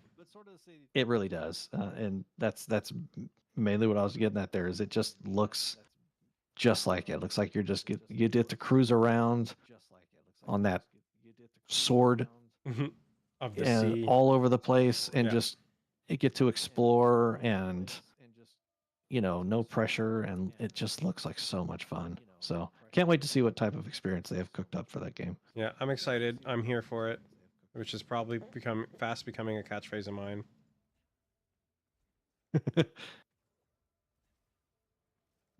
One second. There we go. Just keep jumping over the rings. You're fine. Next, we had just a rapid fire segment. We had FBC Firewalk, which is that multiplayer game set in the universe of Control. I don't know if you're very interested in that or not. I liked Control. I have not played any Alan Wake games. I've heard they're great, but once again, they're kind of in that horror-ish genre where I'm kind of iffy. I'm kind of iffy there because I don't like being scared. I'll be honest. Okay. It's just not my thing. Which reminds me, I think we forgot to mention Silent Hill F. Oh, that's right. That's right. Yes, we did forget to mention Silent Hill. Which I was so surprised to see. I did play the original Silent Hill. I haven't played any Silent Hill. I say original. I played Silent Hill 2. But that's the only Silent Hill I've ever played. And it was scary, and I don't want to play it again. Yep. So that's as far as I'm going to go with Silent Hill personally. I'm not a big fan of horror games myself. I know there is a huge fan base dedicated to horror games. Yes. Good for you. And rightfully so. Yeah. I agree. Rightfully so. I can see where the enjoyment comes from. I can see it. I just personally do not understand. So when I say that, did you ever play Dead Space? No, I didn't play Dead Space. I didn't play Dead Space or the remake of Dead Space. See, I hate horror and I hate hypergore, but I love sci-fi so much that I played through Dead Space. But I played Resident Evil, all the Resident Evils. Okay. So there's no rhyme or reason. Yeah, same here. I don't like being scared, but if I find something interesting enough, then I will risk being scared. Mm-hmm. So yeah, sure, why not? Not having a good time right now. All right. Next game they mentioned the Silent Hill. I will say, when it comes to that Silent Hill trailer, I mean, the trailer looked great. I mean, it looked pretty cool. I just loved how this tiny little Japanese chick was carrying around a naginata.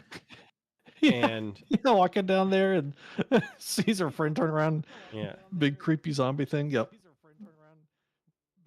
Yeah, that game looked creepy. Denzel was like, hell no. Like it sounded like he was not here for the creepiness of that game. So yep. Definitely not my thing. But I could see if somebody likes it, I could see it.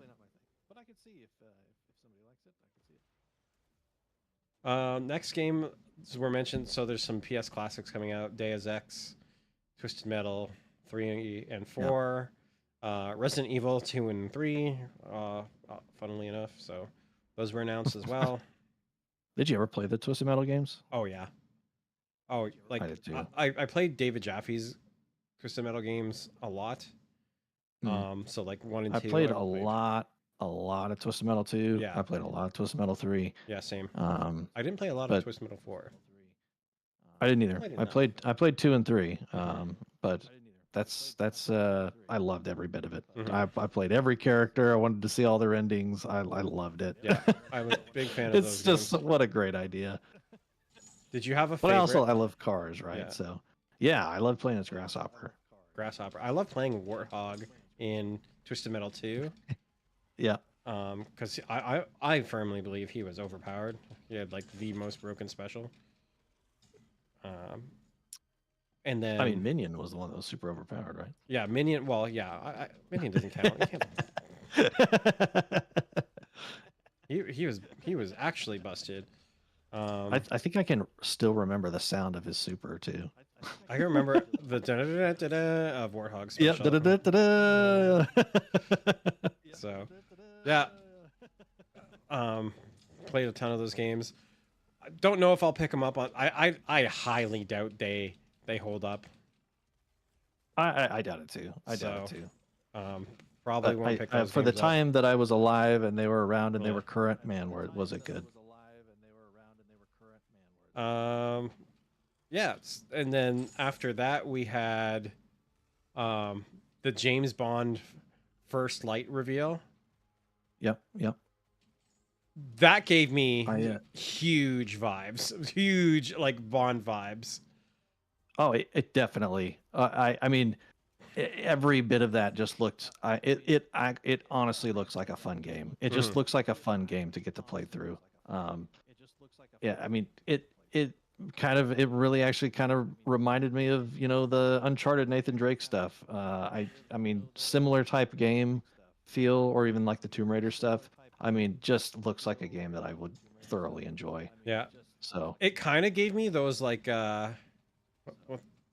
what's it called? It almost kind of reminded me of like Indiana Jones, or the reveal for Indiana Jones in the Great Circle. Okay, yeah. I never played the Great Circle. I really want to. It's on my list. I also didn't play it, so, and I honestly I don't know. I like machine games, but not that much.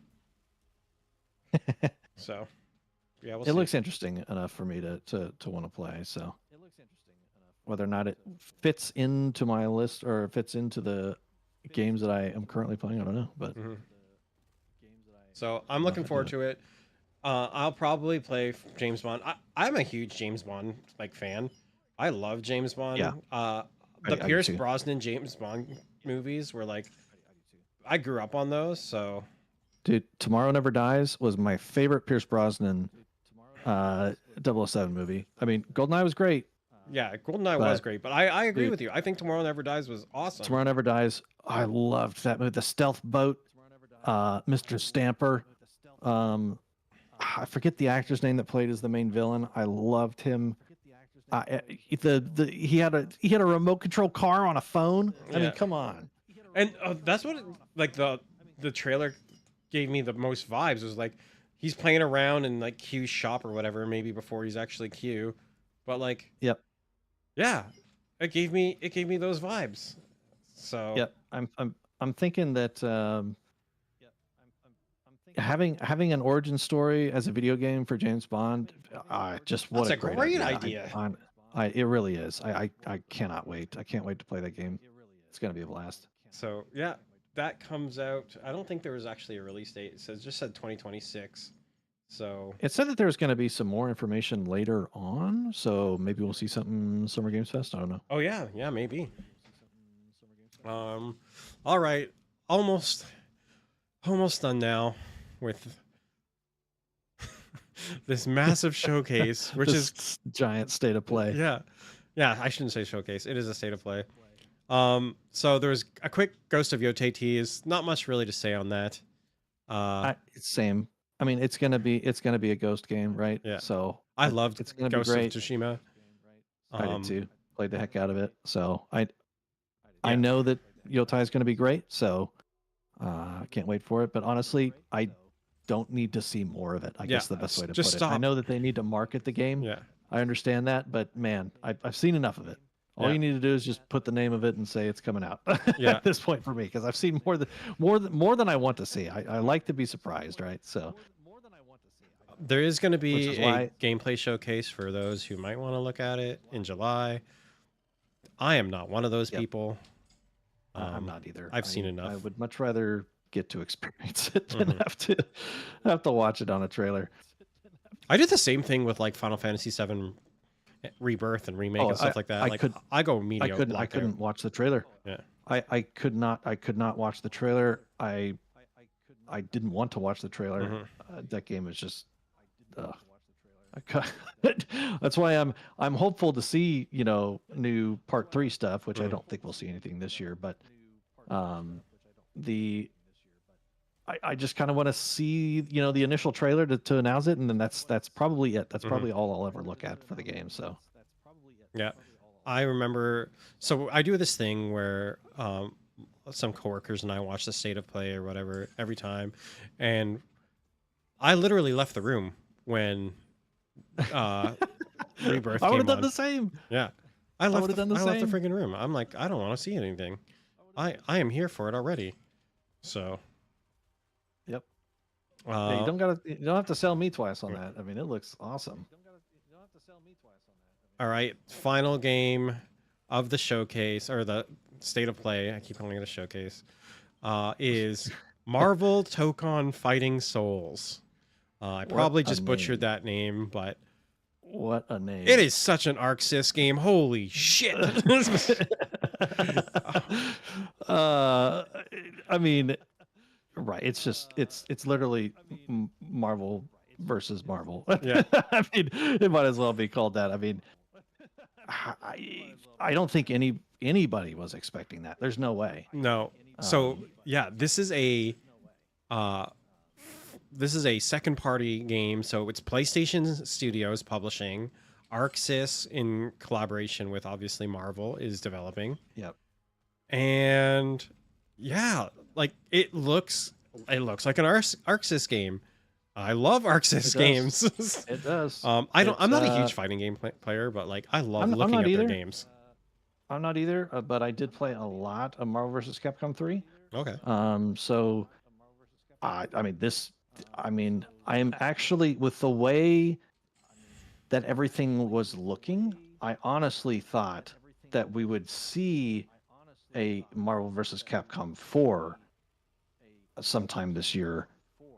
I am extremely surprised that we're seeing a Marvel game that is a tag-based game, fighting game that is not coming from Capcom. Hmm. Because that just means that Marvel vs. Capcom isn't a thing anymore. I mean, that's the best way I could think of it. They would. I mean, if it is a thing, then it's not going to be a thing for another who knows how long, because they're not going to want to try to cannibalize themselves. Marvel doesn't want to. Yeah. So I don't know what it is. It's a very uncertain future for Marvel versus Capcom. But outside of Marvel vs. Capcom, the game looks amazing. The art style, What a the giant animations, Marvel's dude. become. I mean, seriously. Like, The, God, they're so crazy. the art style of that game, dude. The character designs, the stages. I mean, it looks amazing. And I mean, it's 4v4. We haven't really seen a 4v4 like tag based game. I don't know if there's ever been a 4v4 tag based game. I I don't think think there has that been. I know Matt would come in here and tell us. And they said that you could possibly be able to play one character with 3 assists. Yeah, so or you can swap out if you wanted to. so you don't have to necessarily learn, as traditionally as you would on like Hmm. most tag based games. You need to learn 3 characters or 2 characters depending on the tag based game you're playing. But this looks like you can play one with 3 assists. So I don't know how that's going to work. And they also said you could hard tag into another character as well if you wanted to. So I don't. Who knows, man? I don't know if they're going to be like one single health pool for the entire team or what their plan is there. So Yeah, I don't know. Um, I am excited. I do like the concept of uh follow the leader or the leader mode or whatever, where it's like they even said, I don't know if you watched the like the preamble after the fact. They're like, they even acknowledge that like a 4v4 tag team is like super daunting for people to learn 4 characters and play 4 characters. totally, totally. And so yeah, that was pretty cool that they mentioned the pre or in the post, the post game show. Right. This is something they're doing. I really enjoy that. I really like it. I mean, you only have to like deal with like assists for Yep. for combo actions instead. So it's really cool. It'll be very interesting to see. It's kind of a weird vibe in general when it comes to just like what does this mean for the future of of Marvel versus Capcom in general. I guess the best way to put it, but Hmm. uh, you know, we'll just have to see. I mean, the game looks amazing, and it's ArcSys. And if there's any company that deserves to take on the mantle of that, I mean, ArcSys has just been on a tear. Like Yeah. Dragon Ball Fighters just looked visually stunning. It played really great. It had some rough patches here and there, but for the most part, I mean, golly, what a cool game. It was just, it was literally just the next Hmm. Marvel versus Capcom. They just made the next Marvel versus Capcom, except it was Dragon Ball Z. And I Yeah. wonder if Marvel just saw that and they were like, you know what? MVCI wasn't a thing, wasn't the greatest step that we made, and Capcom kind of messed up, and we're going to ArcSys now. I don't know. Very interesting. I think Very interesting. Capcom is, and rightfully so, they're all in on Street Fighter. Um s- Yeah. and I mean, and Street Fighter 6 is I, it's it's great. yeah, I don't think you can like I think the days of multiple fighting games or multiple like cuz we're in the live service era, right? Like, and I think this Right. is going to be one of Sony's like pushes for live service just without calling it a live service. Like it is going to be a live service game. People are going to buy Yep. it. It's being Yep. published by Sony. Um Yep. so You're right. You're right. I think it's great. I just love I don't even play these games. I just love watching them. I Dude. love watching Guilty Gear. I love watching Dragon Ball Fighters. Yes. God, I'm so excited. Anytime. I mean, I honestly, Evo is going to be just so awesome this year. Yeah. I love watching Evo. I would if there's any event I want to go to in person. If there's one event I want to go to in person, it's Evo. I went to Combo Breaker in 2018 and that was really fun, but I think it just pales in comparison to Evo, right? So I think maybe Yeah, one day we should make it a thing.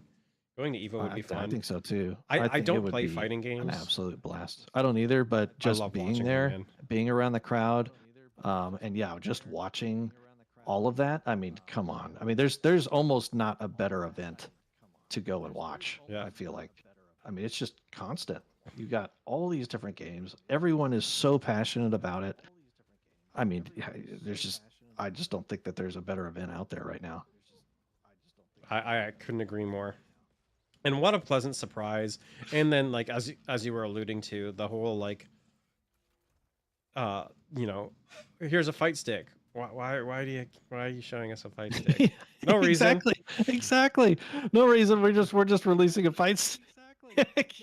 Oh man. So yeah, if anybody actually put two and two together for that, I commend them Yeah. because that was the best small nod Oh yeah. I was excited. to what's going on. Yeah.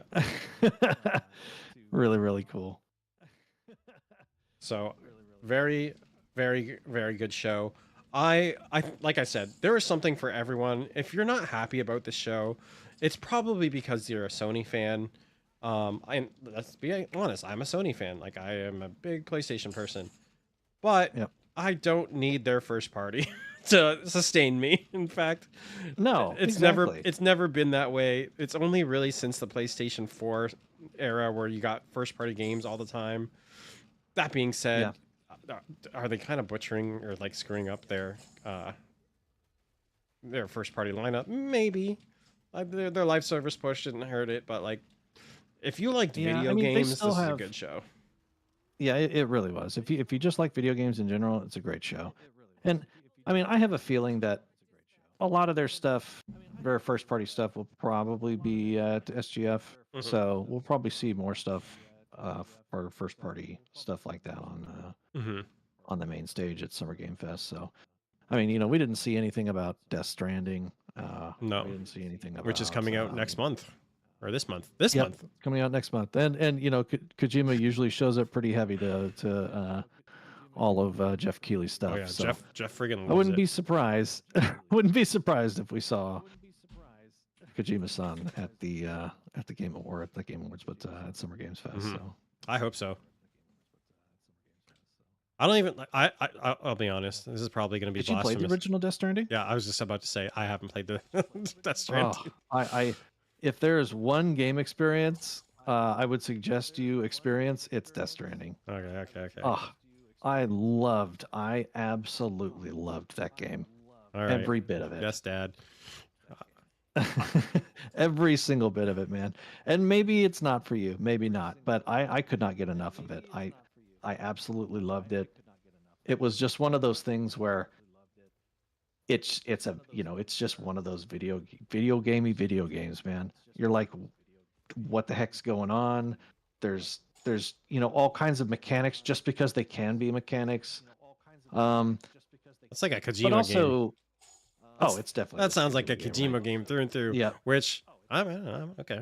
All right. and also, you know, Death Stranding kind of came out around that COVID era, Mm-hmm. and when everyone was kind of locked down and locked away, and you know, the game was all about connection and Mm-hmm. connecting people and helping each other out, you know, and just it just kind of resonated at the time. Do you think With that's why it resonated? You think that's why it had such a big impact? um, Because I it don't think that brought it of that's its I time. think it adds to it, Mm-hmm, but mm-hmm. there's no reason why it wouldn't add to it. I don't think that was the whole reason why. But I do think that um, the game itself outside of that is still just a phenomenal game. Yeah. It's just one of those games where you will never you will never play another game like it. Okay. There's nothing like it All out right. there. All right. So definitely worth a play if you haven't played it. All right. I'll give it a shot. Yeah. You've convinced me. I will attempt to make time for it. I won't play the second one, without playing the Yeah, first, because I feel like that would be just I feel like you'd be spitting in missing out on God's quite a bit. face. Yeah, I feel like you'd be missing out on quite a bit at that point. I don't know, but you might not be, but I feel like you would. Um, but yeah, I can't wait for Death Stranding 2. That is very high on my list this year. So definitely like if there's any game that I'm gonna put aside for anything else, it's that one. So Really? yep. Oh, we'll talk about my game that I'm just All right. gonna knock people out of the way for, except for unfortunately my unborn child, which seems to be conflicting with a lot of these. Well, so that was your state of play. Like I said, I think it was a fantastic show. We did have a whole, and we still do have a whole like laundry list of things prepared um for the day, and that being Murph, we want to talk about our top 5 JRPGs. Top 5 JRPGs. I I'm mean, I'm gonna piss so many people off. I can't wait. I I feel like this is one of those top 5 lists that is so subjective. Mm-hmm. There is no objectively right answer, Hmm. but everyone feels that there's an objectively right answer, Oh right? yeah, oh, for sure. Dude, there's gonna be so many people So pissed off on my list. Um, Well, then how about do we want to go? I'm guessing we're going 5 up. yeah, 5-5-4-4. Yeah, yeah. Okay. If you want to start, Okay, yeah. My uh, number 5 is Claire Obscure Expedition 33. oh, And okay. with a resounding like it belongs on this list. um I loved this game. I was a huge fan right from the get-go. I love the characters. God damn, Charlie Cox, you're a brilliant man. The music was Ah, phenomenal. The gameplay was great while not being too overly like um too overly complex or anything like that. The build crafting was incredible. I loved the theme and what they're trying to do and what they're trying to talk about. A lot of grief. And I'm not going to go into more of the theme because I feel like we're going to jump into spoiler territory. But yeah. this game belongs on this list. And I know I said JRPG, J being, Japanese role playing game, and this is created by the French, but I do not care. It belongs on this list. It's yeah, it's one of those surprise, like I don't think anybody was prepared for how just amazing, I guess would be about the only word I could possibly say for the game. I mean, it was amazing. Yeah, it The was like you said, incredible. the music was amazing. All of I mean, the characters were great. I honestly wish I had more time with the characters, to learn more about them and their motivations. Hmm.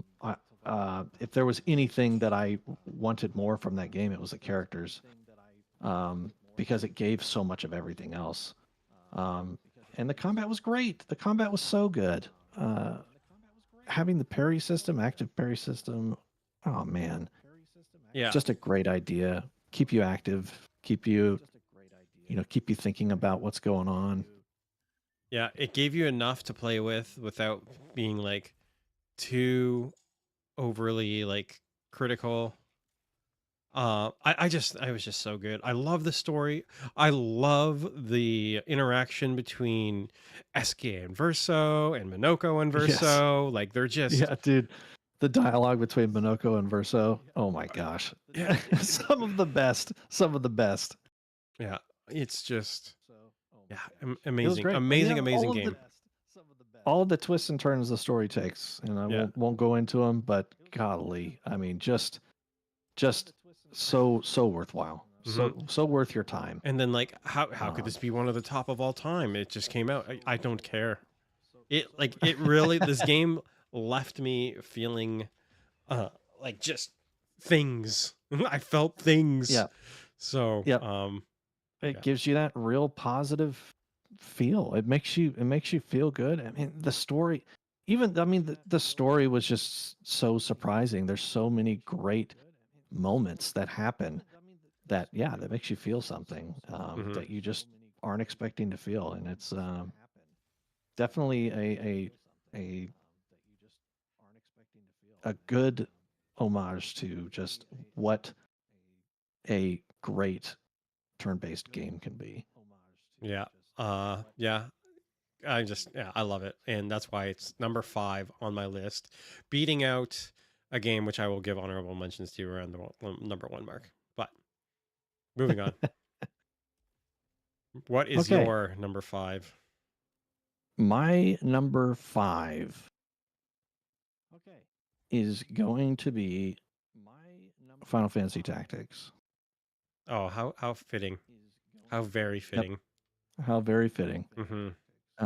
I've talked about Tactics already a couple times through this, but I mean, the game's great. The story is good. The length is. I love the length of the game. I love the complexity. Mhm. I love the art style.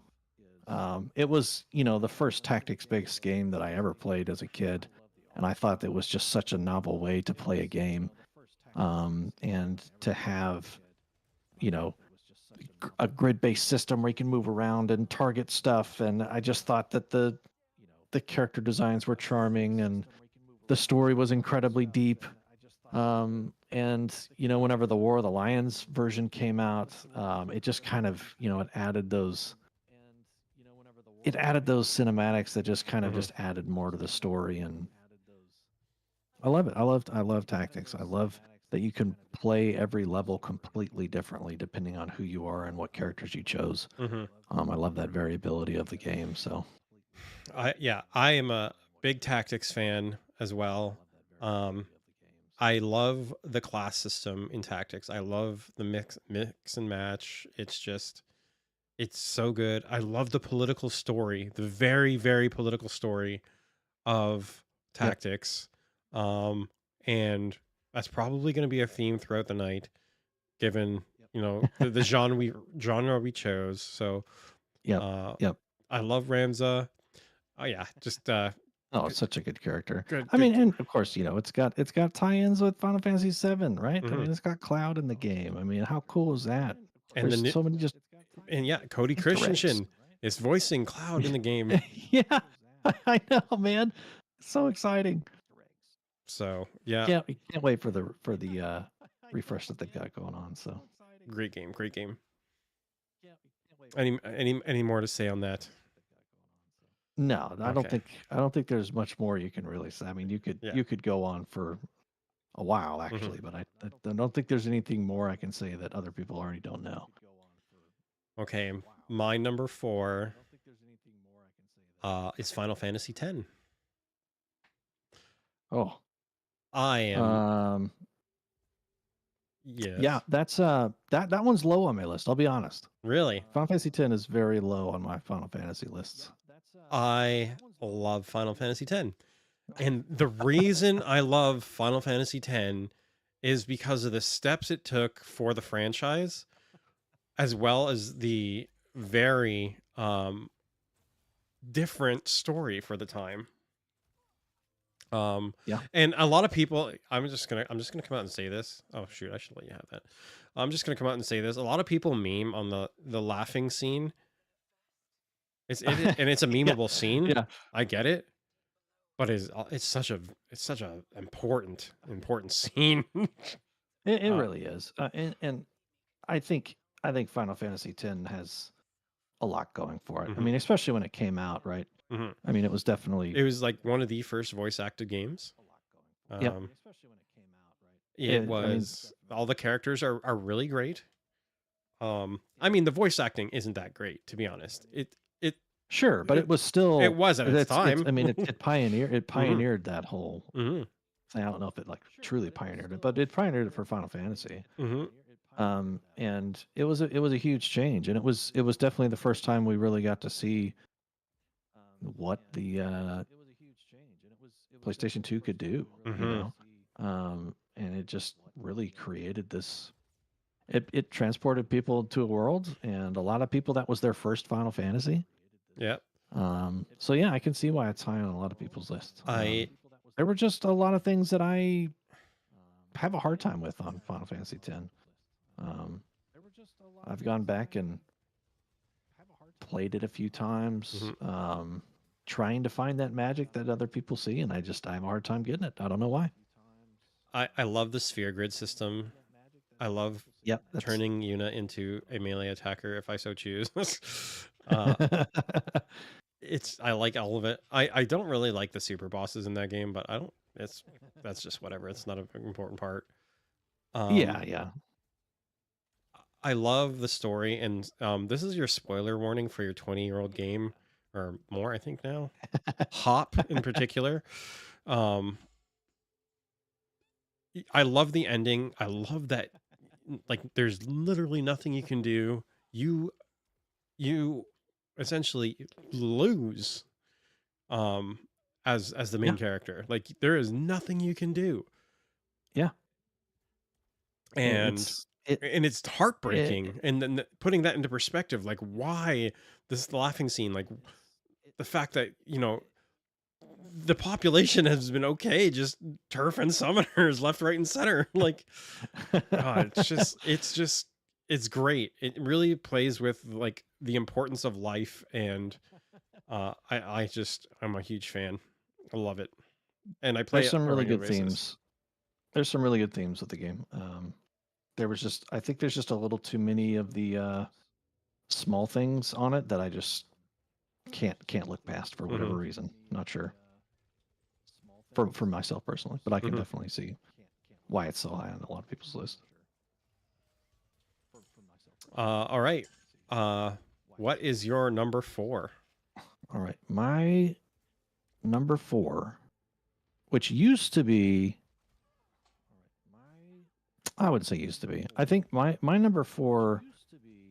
So originally I had the Final Fantasy remake on there, but I decided to put remake and rebirth in as almost the same game. Okay. So I've decided to combine those into one game. So, but my number 4 is going to be the original Final Fantasy 7. Hmm. Um, that was the first Final Fantasy I ever played. Hmm. Um, I could not get enough of it as a kid. I mean, the first 3D jaunt that Final Fantasy made into the 3D RPG area. Hmm. And yeah, I mean, the story just so unique. Just one of the most iconic bad guys of all time. Hmm. Um, it's got one of the most iconic main characters of all time. Yeah. It's got, I mean, it has one of the most iconic scenes of all time. There's just too many things about that game that you just don't forget, and I will never forget. Um, or I hope I never forget. I get old and I forget. Hopefully not. Hmm. Well, that just means I get to play it again. Yeah, of course. Not no. God, that'd be a blessing and a curse. uh, yeah. So yeah, I mean, it just can't get enough of it. I mean, there's so much complexity, right? I mean, the materia combination Hmm. stuff is so well done. The bosses were great. I mean, the just all of the characters, all of the small characters Hmm. are just so good. Like Don Corneo, super good. Hmm. Yeah. Whenever I mean, Hojo, what a great villain. Hmm. And not afraid to be funny and not afraid to make fun of itself as well. Yeah, it doesn't take itself too Um, seriously, and that's no, it really doesn't, and I think that just adds to the charm.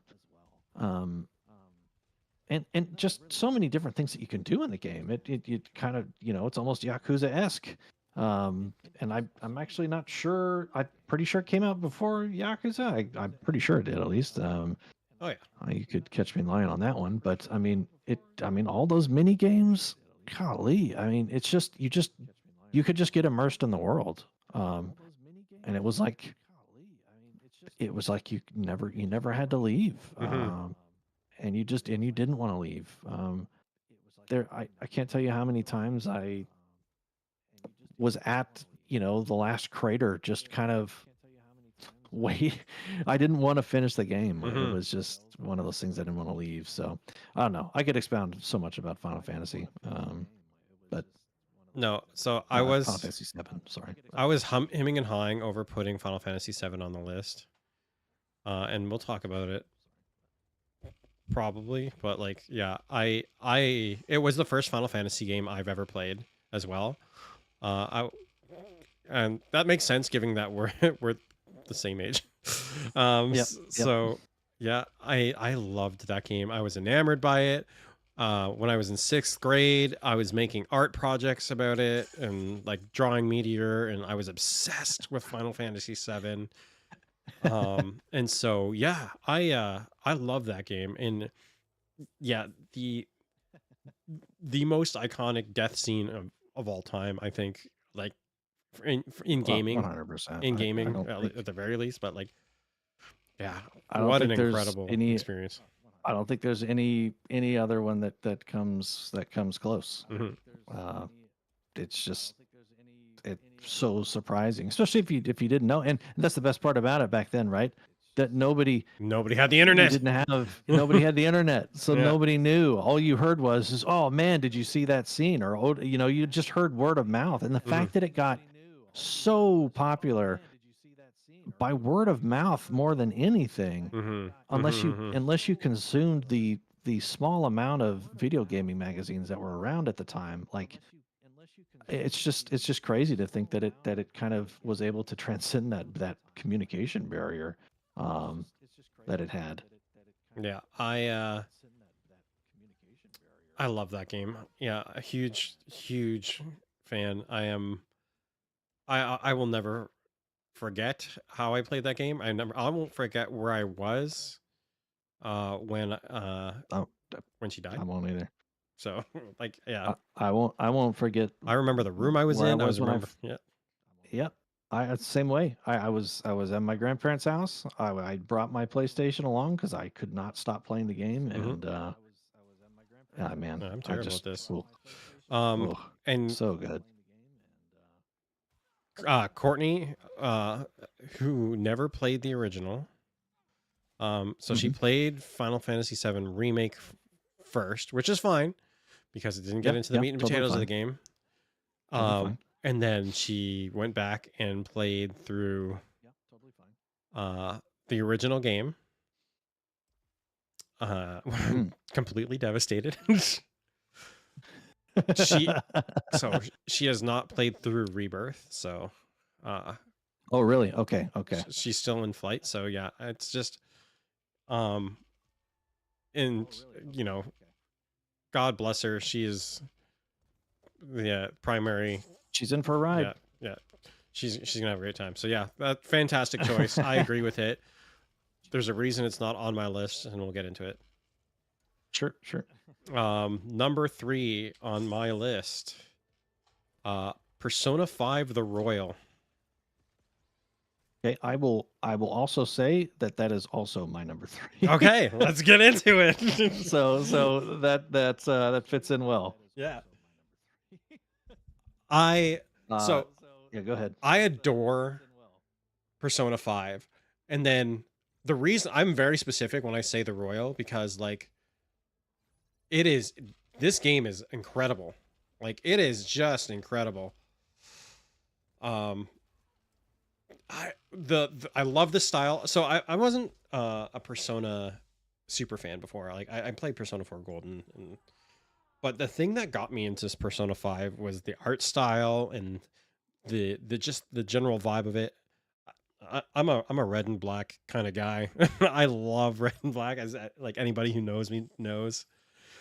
And so it got me hooked.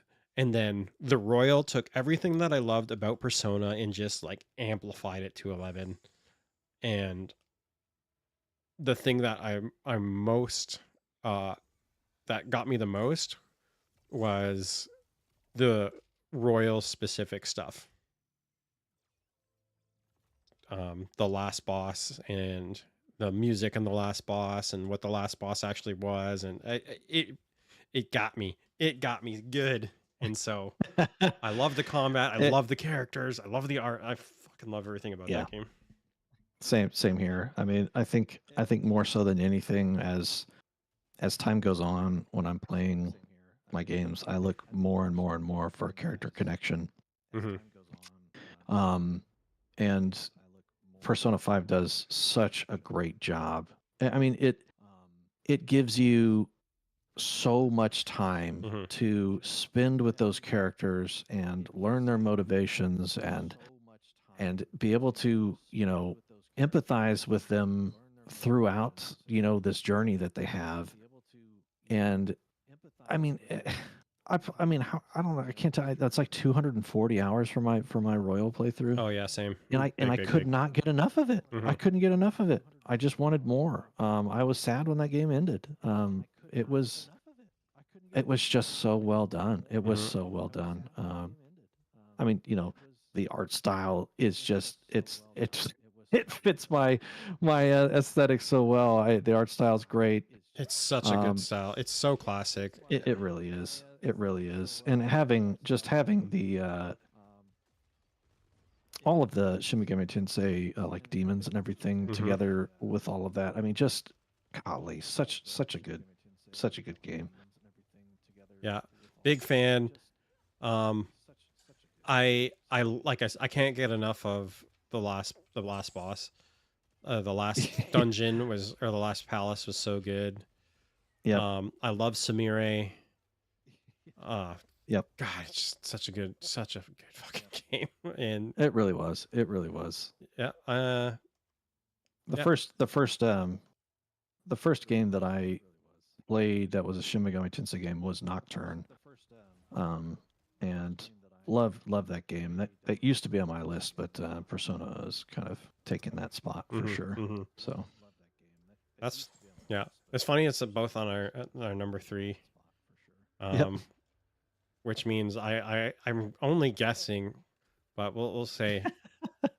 Um, we're going down now to my number 2, Yep. which is Final Fantasy VII Rebirth. So that is my number one. Oh, okay. That is my favorite game of all time right now. It is by far and away my favorite game. Yeah. I let's yap about it, and then we can talk about your number 2, Yeah, I yeah, yeah. guess. No, that's fine. That's fine. And you and I were in almost constant conversation when we were talking when we were playing this game. Well, Yes. when we weren't actually playing the game. Yes, yes. This game, I had a shit-eating grin on my face basically the entire time I was playing this game because I was almost in shock at the length, the breadth of the world, how much is involved, what we're doing. Like Yeah. every I time mean, it's something new and something bigger, and it just kept getting bigger and bigger. And a lot of people are like, "Oh, the game's too big." No, no, no. Give me all of that.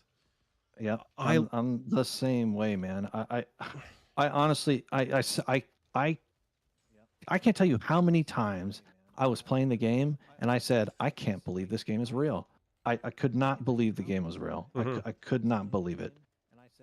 I It's so faithful yeah, to the source. with And without being too overbearing. yeah, exactly. Yeah. Yeah. No, it was God, it's so good. I love the combat system. I loved I like it took remake and just improved on it on every single way. Um I can't say enough about it. I love it. I, sa- I Same here. I love mean, it's my number one for the reason mhm, for. I mean, when it's one of, if not the best characterizations of characters that already exists. that already exist ever.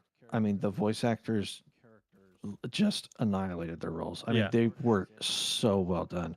Brianna White was I just love Brianna White. I phenomenal, love John Eric Bentley. phenomenal, dude. You just can't get enough of them. Every single conversation, every small little quip they have when you're walking around the Mhm. world. I mean, just could not get enough. And just the interactions that you have with the characters, the surprise, the with Red 13 surprise Oh yeah, was I love just that. Yeah. so good.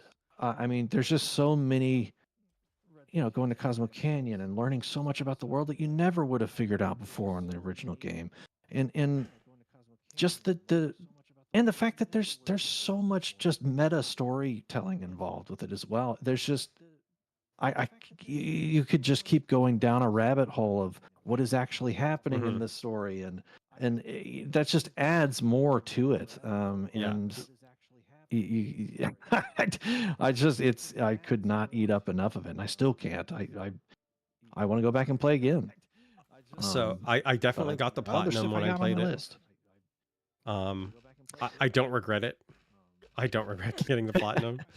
Um, I, The only thing holding me back from the platinum was doing this stupid the fighting game. Sephiroth fighting game. Yep.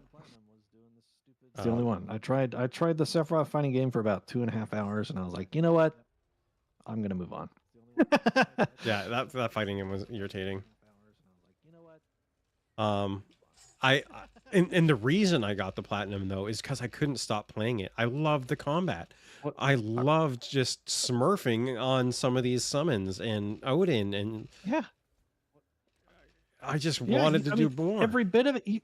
I mean, all of the assists that you can call in, Mhm, and just watching the character. I mean, just that's my favorite part. You watching the characters interact with each other and support each other, mhm. and do these. Just they're taking on the world together, and it just I don't know, and just seeing that all happen inside of combat and Mhm. outside of combat and throughout the whole game. It just was heartwarming the entire time. There's a repair I over loved here. it. Yeah, I agree. And it is why it sits so firmly on this list.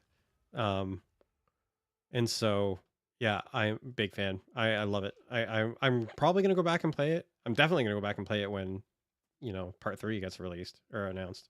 Yep, That's same. the wrong way. So yeah. All right. Um well then You probably that know what my number two is then. I definitely know what your number two is. Go for it. um, yeah, my number two is Final Fantasy 13. Hmm, hmm, hmm. Um, the game is so good. It used to be my number one Hmm. until I played Rebirth. The game's amazing. I can't. There are definitely some faults Hmm. to it. There are definitely some characters that are a little grating. Um, So as someone who used to say that a lot, when I replayed it, um, when I think it was last year or something like that, a couple years ago, um, I actually didn't think the characters were that bad. Uh, I mean, there's only. I mean, Hope is the only one that's really difficult to just to like. yeah, but like I say that. I he think a also lot of has his people have reason. I problems with Vanille understand, too, but but like, yeah, no, I think sure, Vanille is sure. amazing. I love Vanille. Hmm. Vanille and Fang, just such a great. I love I those. mean, Yeah, yeah, they're great. Um, my biggest and I think problem. Okay, go ahead. No. I was gonna say I think Lightning is. I mean, other than Cloud, I think, and actually maybe more so than Cloud, I think that she's one of the best main characters in a Final Fantasy. I love the character. I I love And like, Lightning's design and aesthetic. I love her mhm. badass attitude. Yeah, um, so I kind of tend to agree with you. I really tried to play through Final Fantasy 13 when you had me do it. The biggest obstacle, and you know what? The biggest obstacle to me wasn't even um the game or anything like that. Like it wasn't too hard or anything like that. The final boss right, is a right, pain in the ass, but right. it was the performance on Yeah, Steam and having it, Martandalas. yeah, having it crash on me constantly, just randomly, and losing hours of progress because there was no autosave because Yeah, it was a very faithful remake or port, basically. yeah, And yeah, so that is the only thing that really prevented me from continuing to play. And I think I'm gonna yeah. like it's gonna be re-released soon on new hard or It's current gotta hardware. be. Yeah, it's gotta be. And Um, I can't wait for it. I'm all there for it. yeah, and Um, so I will pick it up again. I think when it gets re-released because I enjoyed it. I enjoyed what I was playing with it. I just got annoyed with the crashes. I kind of got annoyed with the combat.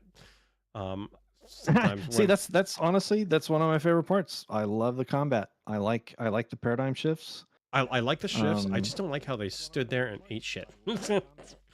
um, yeah, that was my only gripe, and that could have just been me. Like I could have managed them better or whatever. So I think a lot of that um, maybe maybe just comes with.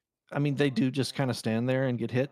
I think, but mhm. if you time your paradigm shifts at the right times, there's a lot of times where you can like cut animations for stuff to try to avoid things. But Yeah, and um, that's what I was seeing and kind of experiencing. I like it. yeah, I'm gonna give it a shot again when it comes out.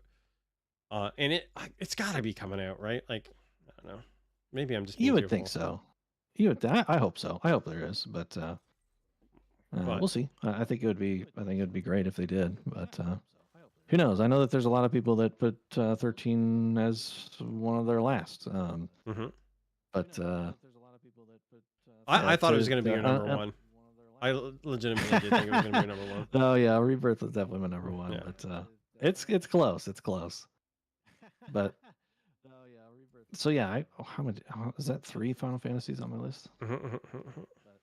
So kind of Big Final Fantasy kind of fan. crazy. I mean, there's definitely a lot of other, Yeah. you know. We'll get into honorable mentions. Actually, do you want to, Yeah. before I cap off mine, do you want to, is there any honorable mentions you want to yap about? I would say that Wild Arms is up there for me. Oh God, love me some Rudy. Love Wild Arms. The Suikoden 2 was super good. I think that I really liked the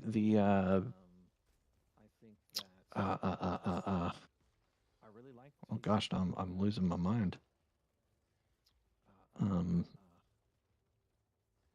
Legend of Legaia. Sorry, I could not think of the name. Oh yeah, I thought Legend of Legaia was such a great game. did I showed you that right when I when I bought it? I bought it for like 120 yeah, bucks. you should. Yeah, you showed me that you bought it. Man, I love that game. Great game.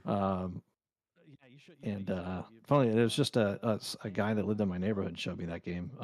And I bought it myself after seeing that. It just loved the cat. That is so cool. Yeah, it's a fantastic game. But yeah, those are my honorable mentions for sure. I'm sure there's something I'm forgetting, but yeah, those are the ones that kind of.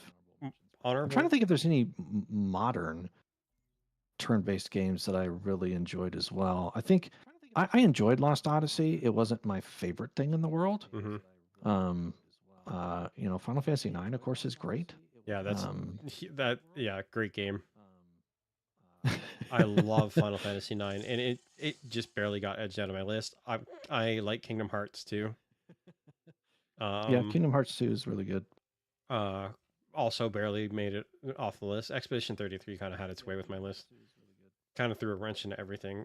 And that was like a last minute change of like, I don't know what I'm talking about. I should just make the change because it's so good. Yep. Yeah, I love Star Ocean, the second story as well. Really, really good game. That was the first game I actually owned on a PlayStation. Yeah. Was Star Ocean Second Story. I love that game. That game is very special because my parents saw that I was playing a very specific type of game, obviously, because of all the case sizes and stuff like that. And so my parents bought me that and Legend of Dragoon and Legend of Legaia so cool. after I had finished with Final Fantasy IX. And I say bought, but at the time, a lot of games were manufactured specifically by Sony and dealt in Canada by Sony. Sony Canada handled all the distribution at the time. And my parents, or my mom, worked for Sony Canada. So that's cool. I got a fuck ton of video games. And so my mom unwittingly unleashed a monster when she had brought home like 250 games and like that's awesome. Got to pick through them, and we had a lot of games. That's awesome. So yeah, big fan of those games. All right. I guess you can probably guess my number one now. Right? Like I mean, is it a Trails in the Sky game? No, it's a Trails game. It's the Legend of Heroes. Or a Trails game, I mean. Trails of Cold Steel. Yeah. Trails of Cold Steel. Okay. Yeah. If I could, I would put literally the whole series on here because playing the whole series is super special. And if I had to pick a Cold Steel game, I would probably pick Cold Steel 2, but like you really should play all Cold Steel games. But I played I played the first one. But I'm being told to hold off until the remake for the Trails game comes out. I don't know if I was telling you to do that before I do Cold Steel. I adore this series. It is super special to me, and I have no idea. There's like no idea why. I just fell in love with it. I love all the games. I love how it's taken 10 years. Or no, it's not 10 years, 10 games to kind of get to this point. it's been going on for like like almost 2 decades. Um, just trying to look for where I am. I love this game. I love this series. I love Reen. I love him as a main character. The journey that they go on. Sure, it can be a little anime tropey, but like there's a lot of different surprises. This is a very political story. Um, I think that just kind of adds to the charm of it, honestly, though. the world of Zemuria is just incredible. The world building of this series is unmatched, in my opinion.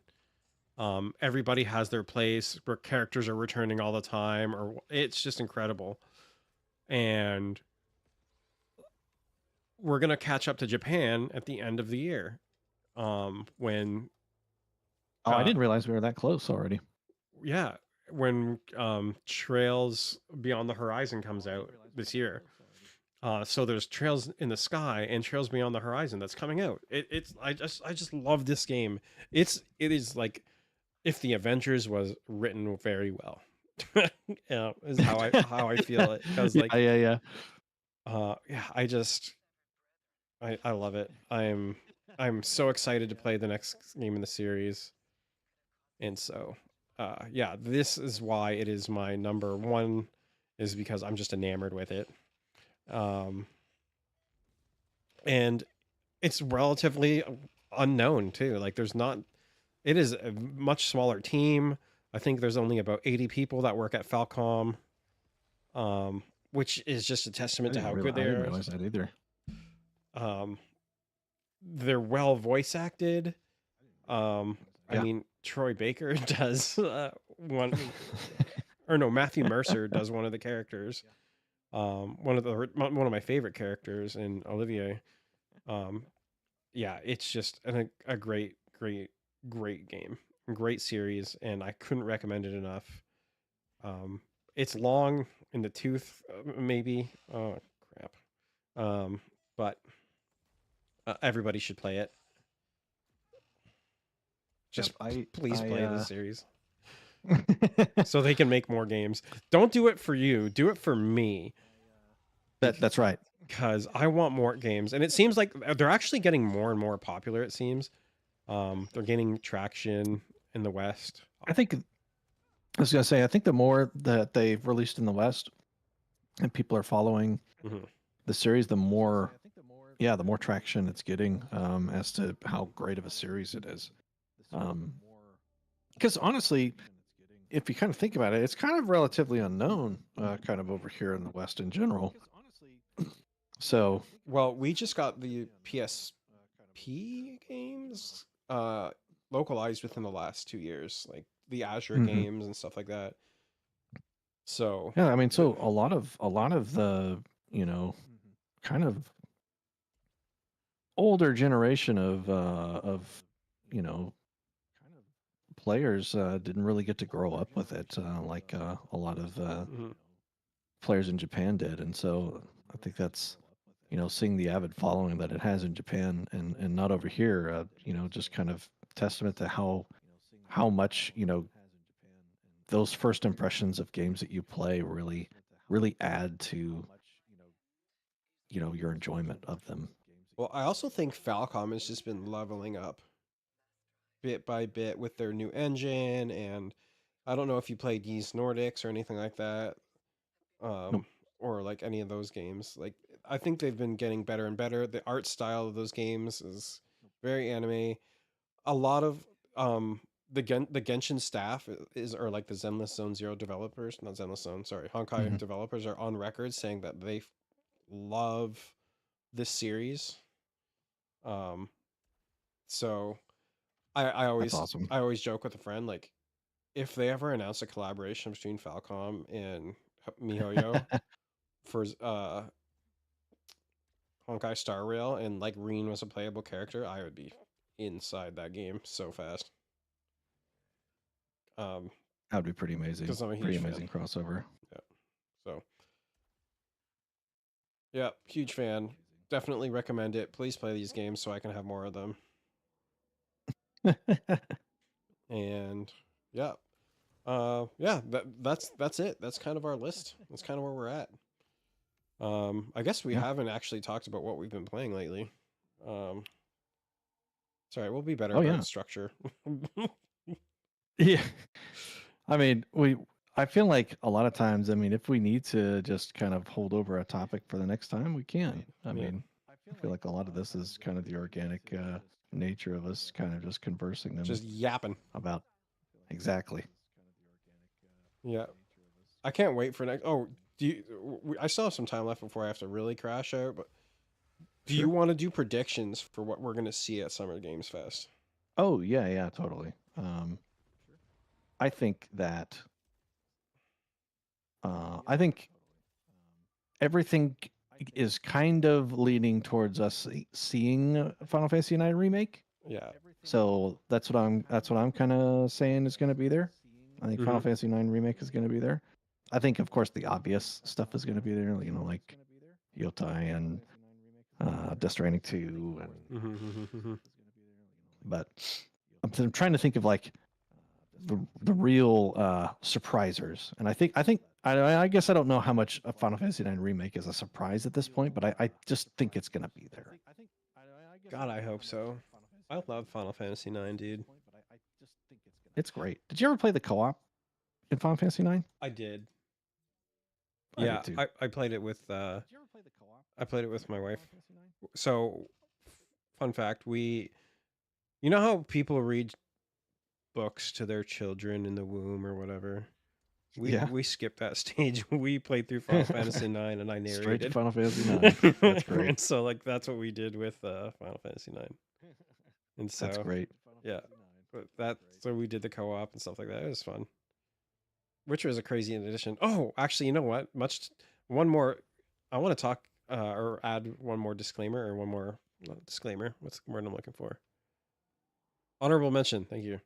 Oh, okay, yeah, Tales of Exilia.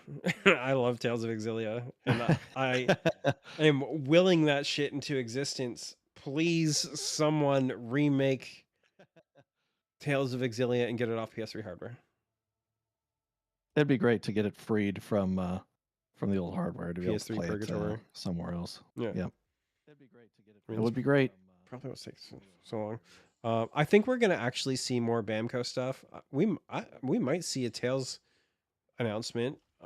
Because it's the 30th anniversary and they've got to be planning something, right? Like, please, guys. Maybe. Do you Um, think there's a couple of big ones that I think maybe, but maybe not. I don't know. I don't know if this is the forum for it, but I mean, we Oblivion came out this year. So do you think we'll see any inkling of Elder Scrolls at all? no way. I think that game is years away still. uh, um, much to the chagrin of Bethesda fans. yeah. Yeah, the only like breadcrumb that I feel is just that Oblivion came out this year, so Mhm. maybe they were kind of Trying to preparing people test the for waters. something. Yeah. So I could, that's kind of on a maybe possible. That would be an interesting possibility yeah. type thing. Oh, we might see more Fable. Yeah, I could see that. Or Gears E-Day or something like that. Some Perfect Dark. We've got like there's an Xbox showcase coming up too, and a lot of those are like much to the chagrin of maybe Microsoft fans or whatever, but like they're multi-platforms. A lot of those games come to PlayStation and PC, so Yep, that's true. sorry if you're a fan of those and that upsets you. It Um, still doesn't change it. so we had the Duskbloods announcement from Uh, FromSoft. uh-huh, We've had some Night Rain. uh-huh. You think?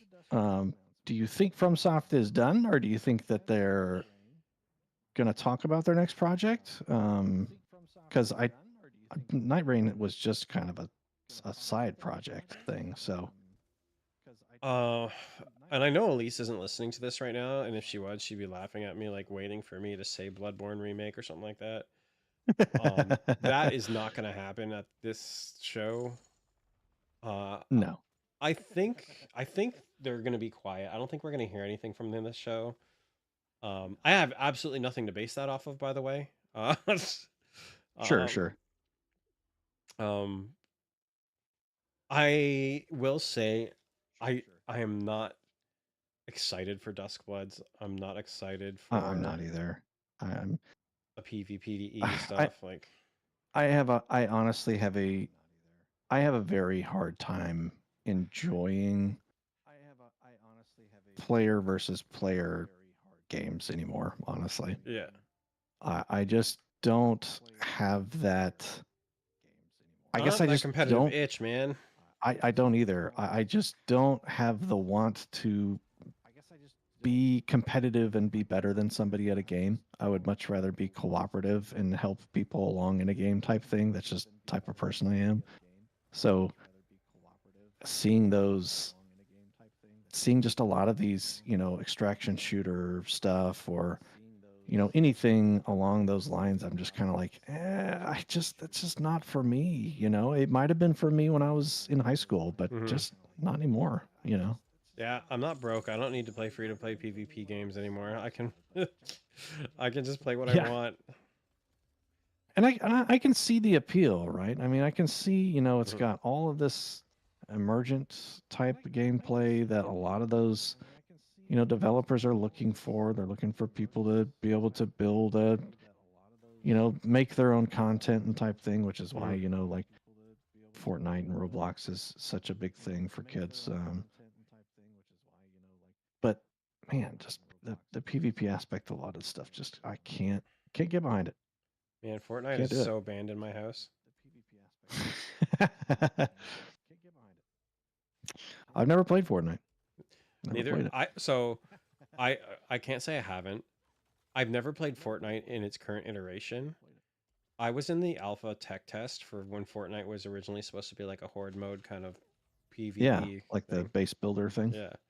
Like a base Yeah, builder, like horde mode kind of game. Like Orcs Must Die, you which know, is a fantastic game. yep. I remember being interested in the game when it Fantasia. was that. Yeah. And then when it turned into what it was, I just kind of lost it. I don't know. I uh I think I had enough of the PUBG experience. I can't say I've ever Uh played PUBG. yeah, I played some PUBG with a friend. You know, we won a couple rounds, but man, it's just not my thing. It's not Yeah. my thing. Battle I, Royale, not my thing. I'm not a battle royale person. Though I'll say that I did like Plunderstorm. I, I I didn't did play enjoy playing Plunderstorm. Plunderstorm. It was pretty fun. Plunderstorm was actually pretty fun. Um, yeah, I think. Yeah, I don't know what else to really expect. I don't even know what to expect from Microsoft other than like Perfect Dark and Fable and stuff like I, that. I I don't either. I don't Oh actually don't wait, know I think what Starfield's gonna projects. come to PlayStation. That would be I think that's actually. gonna be one of these announcements. Do you think? I know that Blizzard's working on a new project, and I think they're close to announcing something. Do you think that this is the place they would do something like that, or do you think they No, they're would gonna wait till wait? BlizzCon because it's coming this year. I Yeah, think I could personally, see that. I could see that. people are jazzed about BlizzCon, man. I've never been, I'm obviously. pretty Being excited for it. I'm pretty excited for it. I have had quite a great amount of time. Met a lot of just phenomenal people at BlizzCon. Um, Definitely just a great time. I if don't know, it such a was fun cheaper, time. I would definitely go. Yeah, Um, that is the one. That is the main deterrent. It almost has to be like your thing for the year, mhm. And also, every time especially. BlizzCon comes around, the last time there was a BlizzCon, my wife gave birth. And wouldn't you know it? So Yep. yeah, it's not in the cards for me this year. I think yeah, and any announcement I think coming from Blizzard will come from BlizzCon. Yeah. Didn't they? I feel like used to they would announce everything at BlizzCon. But then they had that they did a couple of WoW announcements outside of BlizzCon. But I Didn't mean, they I do know that one they in? weren't doing. Didn't they do the one of the like the expansion announcement for the War Within? Wasn't that at a Microsoft showcase? I want to say I, you're right, or it was at it was at an Xbox like the showcase. Game Awards or something like that. But I want to say that something like that happened, and I was surprised that it was at something like that instead of Yeah. at like a BlizzCon, even if Yeah. it was at a BlizzCon, online event that they'd been doing recently. But so yeah, Yeah. I think it I was. would be surprised to see a Blizzard product get announced as something like this. But I mean, Yeah. crazier things have happened. I So don't think we're getting a Blizzard announcement, but oh, maybe, I don't know. We've got Summer Games Fest. We've got the Xbox showcase. Like, we got a lot of stuff yeah, coming up. There's gonna be a lot of yapping next week. there'll be a lot of stuff to talk about for sure. Mhm. So that'll be good. Um, yeah. Uh, well, we'll handle what we're playing next week because for at least for me, it's not going to change because this game is Yeah, fucking long. it won't change for me either. It won't change for me either. So And I'm an it'll old man be and I don't have time anymore. exactly. We got too many other meetings to be a part of at work. Exactly. It won't even let me play video games at work. And if only. That'd be great. So, Murph, thank you for taking the time to sit with me Oh yeah. in our inaugural Thank you. midlife crisis episode. Definitely. And thank you to everyone that decided to listen to us talk about games and games coming up and games that we like. And I think we talked about things outside of games. Just Yeah. a good time. Yeah. Remember, weekly occurrence. Shows might not be Yes. this long, but they also might because we're just yappers. We'll just keep talking until we run out of stuff to talk about. So thank you, and everybody have a great night. Yep. Have a great evening. See ya.